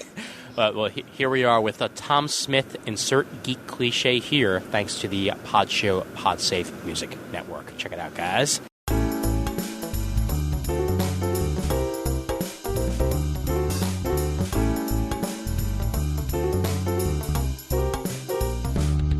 I've got 100,000 comics carefully collected, and all the action figures for them carefully selected. The posters and promotions for each superhero movie. My ringtone's Frankenfurter and Ash saying, I've got each permutation of the Xbox and PlayStation. My anime collection is the finest in the nation. If you wonder why I work so hard to get geek cred, well, I can't remember either. I'll live this crap till I'm dead. Insert geek cliche here. Geek is the new kinda cool now. Losing streak of the year. I still get beaten up in school now. Social freak full of fear. All the girls still think I'm a tool now. Insert geek cliche here. George Lucas had Darth Vader in his TIE fighter to strafe us. Spielberg had Indy, E.T., Jaws, and Richard Dreyfuss. Hawking, Sagan, Feynman, Gates, and Wozniak, and Jobs. The world is ruled by skinny doofs and non-athletic blobs. I have no skills or talent, and I don't know where to start. A real idiot savant without the savant part. But I figured I could be successful like those other nerds, as long as I've got all the toys and shout out all the words. Insert geek cliche here. I get every new DVD now. I fill 6 rooms with my gear. Amazon delivers daily to me now. Watch watch my cash disappear. My credit score is 3 now. Insert geek cliche here. I've got GURPS and D&D, every volume and edition. I've got 1,000,000 magic cards, I'm still not a magician. Costumes, props, and makeup from every sci-fi show ever made. I actually thought that buying all this stuff might get me laid.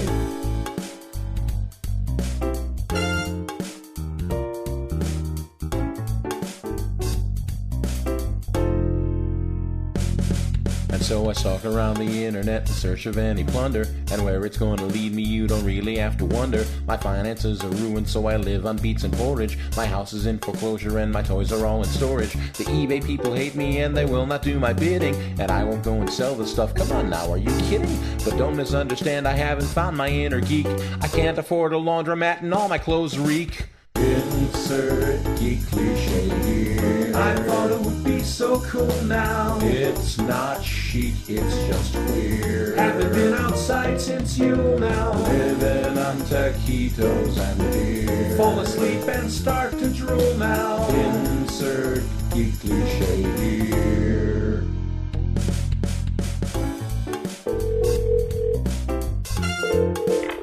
Hello, Mom. Yeah, hi. Listen, I just wanted to say you were right. I was wrong. What?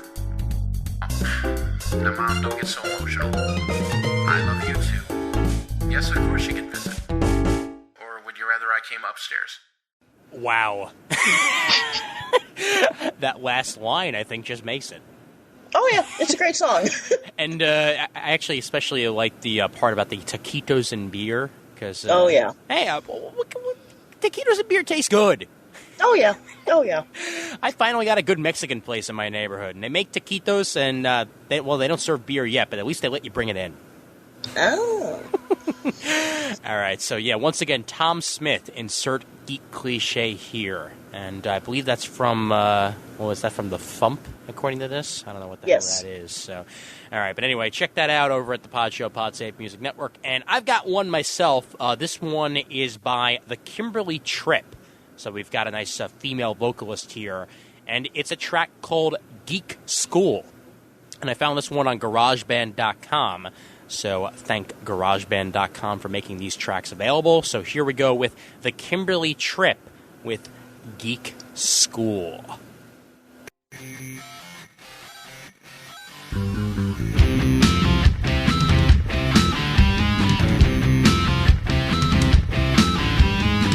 Someday when I'm rich and famous and you mistake me for Tori Amos, I know you'll all forget about the time that you saw Kleenex sticking out of my bra.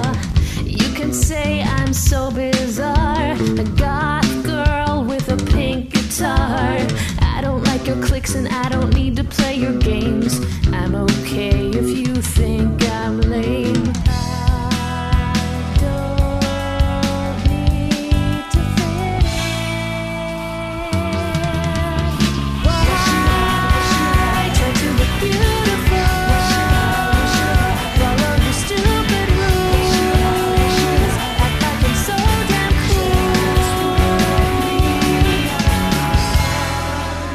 Short bus to Geek School.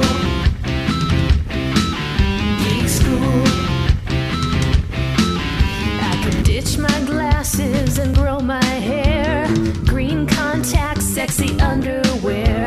I'd look like all the normal girls in all the magazines. I wouldn't stand out and it wouldn't be me.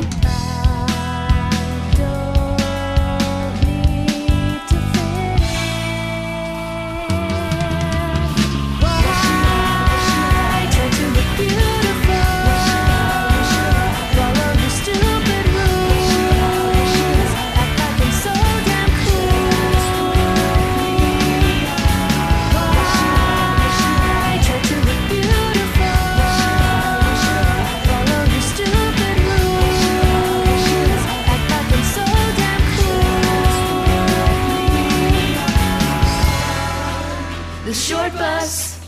The short bus to Geek School. Geek School. Geek School. Geek School.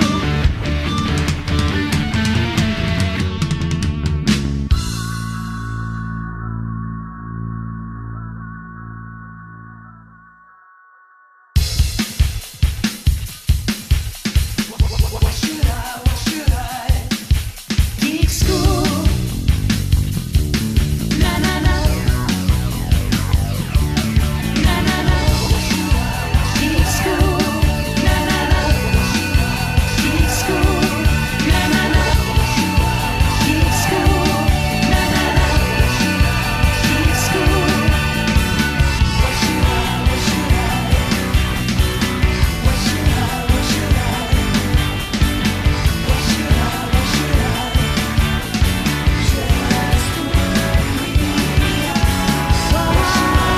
Why try to look beautiful? Follow your stupid rules. Act like I'm so damn cool. Why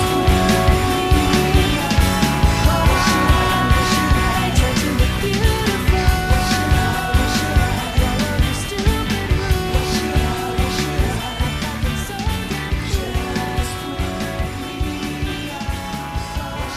Act like I'm so damn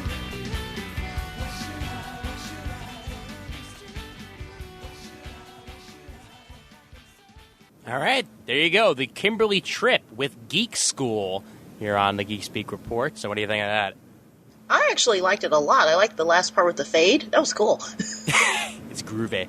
Yeah, well, I think actually what I dig about it is that you don't really hear that many women singing about geek stuff. This is actually the first one I found. Really? Yeah, at least on the pod show area and stuff like that. So this is actually the first one I found. So I'm going to try and look for more. I mean, yours was along the lines of a lot of the ones that I've heard before, like sort of like the They Might Be Giants style. Mm-hmm, mm-hmm. And this one was just something very, very different, and it made me very, very happy and filled with glee. I liked it a lot. All right, so yeah, once again, you find it on GarageBand.com, the Kimberly Trip Geek School.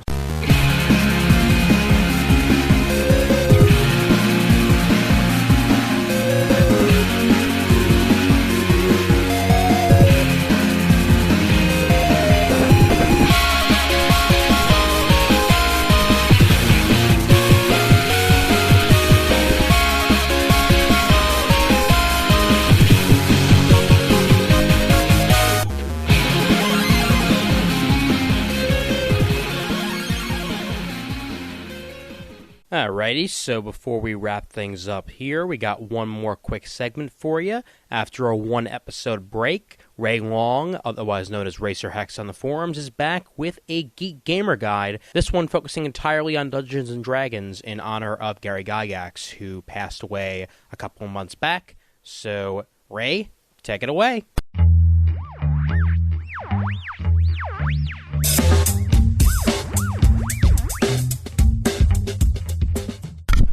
Yes, this is another episode of Geek Gamer Guide. I want to apologize for being absent these past few weeks or so. I've been caught up in a new job at Hive 7 designing video games, and it's kind of been a distraction.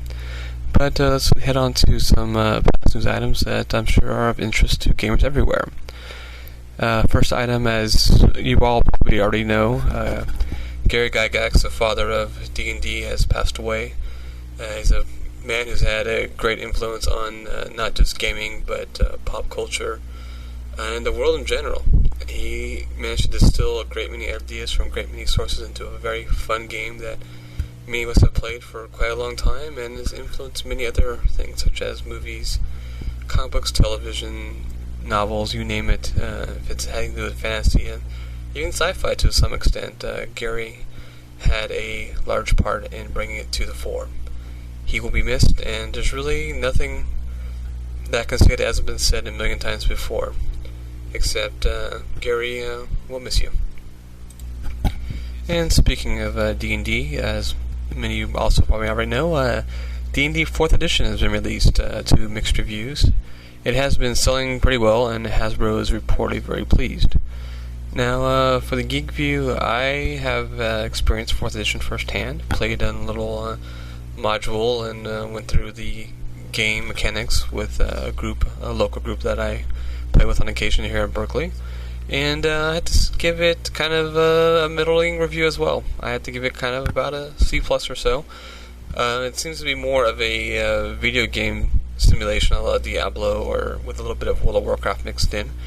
I know that many people were touting, it's going to be simpler and easier than D20, and in some aspects it is, but in most aspects it's not. They've really shifted most of the gameplay responsibilities from players over to the Dungeon Master. For instance, many of the powers and abilities that you have involve marking enemies, and in our short little scenario that we played for a few hours, at one point there were multiple enemies, up to 5 at a time, that had marks on them of different powers and abilities and different effects. And it's up to the GM and the players to keep track of all these myriad marks running around. And it's just one small example of the way the new edition doesn't simplify, but in fact complicates things. There are some simplifications, such as everybody has the same progression table, which is really more an evolution of the 3.5 progression tables than anything. I'm going to keep giving it a try on occasion, but for the time being I'm going to stick to 3.5, especially since a lot of the books are now going for really, really cheap. So folks, my recommendation is pick up maybe the PHB or the DMG and satisfy your curiosity, maybe try out a module or two at your local game store, and then make up your own mind. As for me, I'm going to stick with 3.5. And now to kind of continue this all D&D episode of Geek Gamer Guide, I'm doing something a little different. I'm going to actually do a movie review of a movie based on a game. We all saw the horrible Dungeons & Dragons movie that came out a few years ago.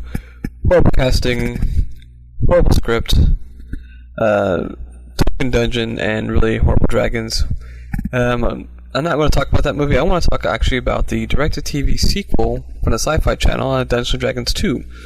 I came across this movie purely by accident. I'd heard there was going to be one in production, and based on my experience with the first one, I decided to skip it, but I caught it on the DVR and watched it, and I gotta say, I was pleasantly surprised. And if you come across it, I can't recommend it enough. If you're a D&D or fantasy guy, keep an eye out for it and check it out on the Sci-Fi Channel. It's more the whole movie plays like a actual D&D adventure. There is dungeon delving, and there are archetypes that are true to D&D. There's your halfling rogue and a barbarian fighter with incredible 18 strength, and you get to see the classes and people kind of act like you and your friends do when you're playing D&D. You get to see watch the fighter miss his reflex save and get damaged, watch the rogue make it and roll out of the way. You get to see traps and dungeons and dungeon puzzles that have befuddled us many times while playing. Not one, but not two, but three dragons, and their appearance actually makes sense. You're going to see spell mishaps, and not one, but two good uses of the Gust of Wind spell, which is one of those things that has always been a joke in D&D, and I'm glad that they showed that some of the good old first edition flavor is still alive and well in Hollywood. I got to give it a 4 out of 5. It's a great little movie, and you should really watch it if you're a fan of D&D. Maybe burn your D&D 1 DVDs in effigy, and hope you get a D&D 3 from the Sci-Fi Channel. And that's my all D&D Geek Gamer Guide, and I hope you enjoyed it, and promise I'll have more these out for you regularly in the future. Have a great day, and let the dice and cards fall where they may. This is Ray signing off.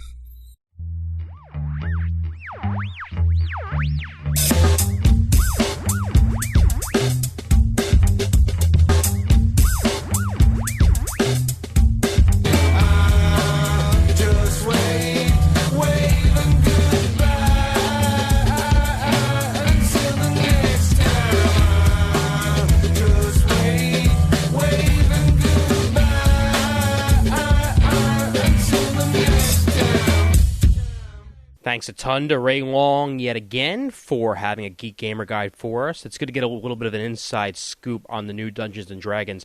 Never really been much of a Dungeons & Dragons guy before, but I don't know, maybe someday I might actually try it. In fact, I played a really cool game of Flux the other day for my July 4th barbecue. That was a lot of fun. Obviously, that's not Dungeons & Dragons, but at least that's a game, so I figured I might as well mention this in this segment here. So, yet again, thanks, Ray. You're always welcome here on Geekspeak, and we hope to get another Geek Gamer Guide for the next episode with Marvelous Patrick.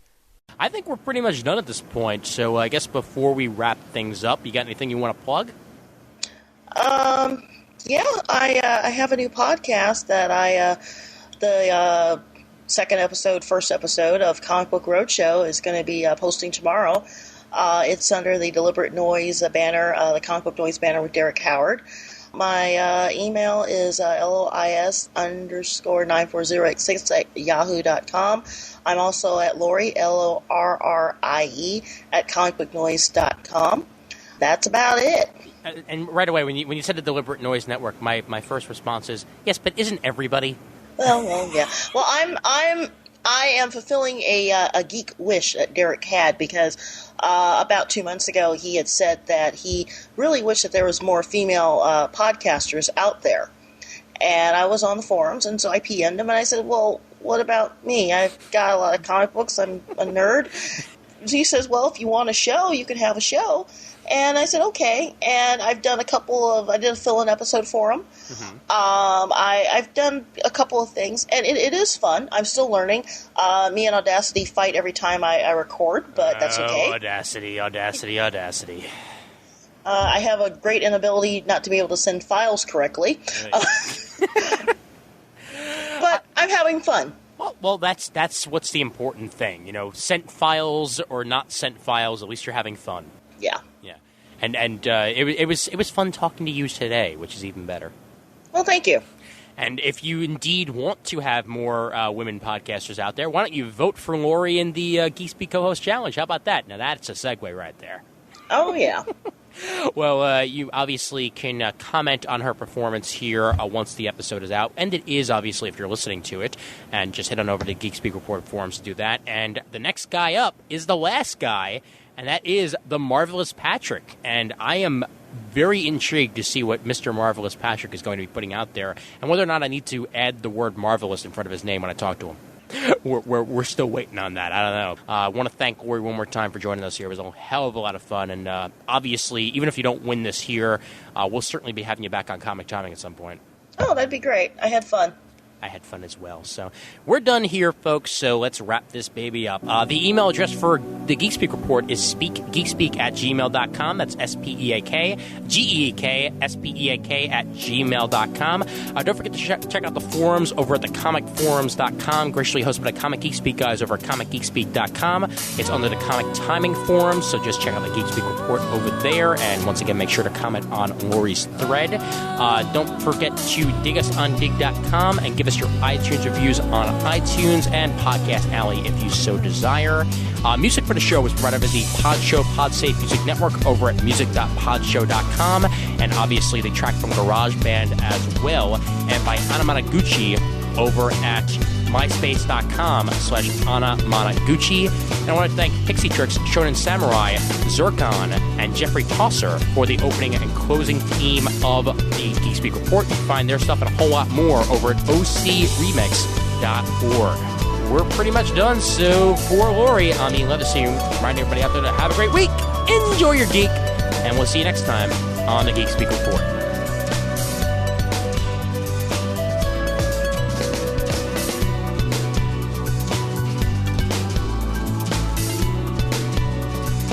So I have started here, so let me just make sure what episode number it is before I actually start doing that, because the last 4 episodes of Geekspeak, I said an episode number, it didn't even turn out to be the right one in the end. Oh, jeez. Alright, so let's see. Speak, Geekspeak, here we go, load, and episode 7. Alright, great, okay. Alright, in 5, 4, 3... Sweet. We're bugs flying in the air.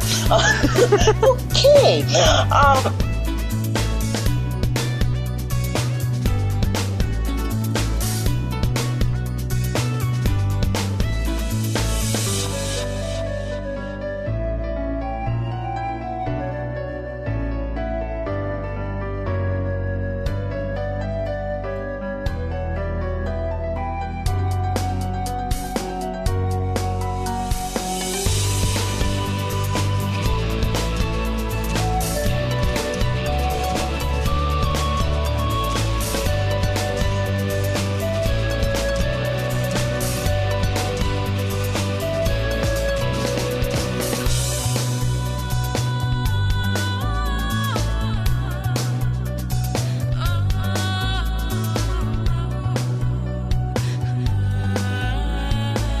in the recipe on your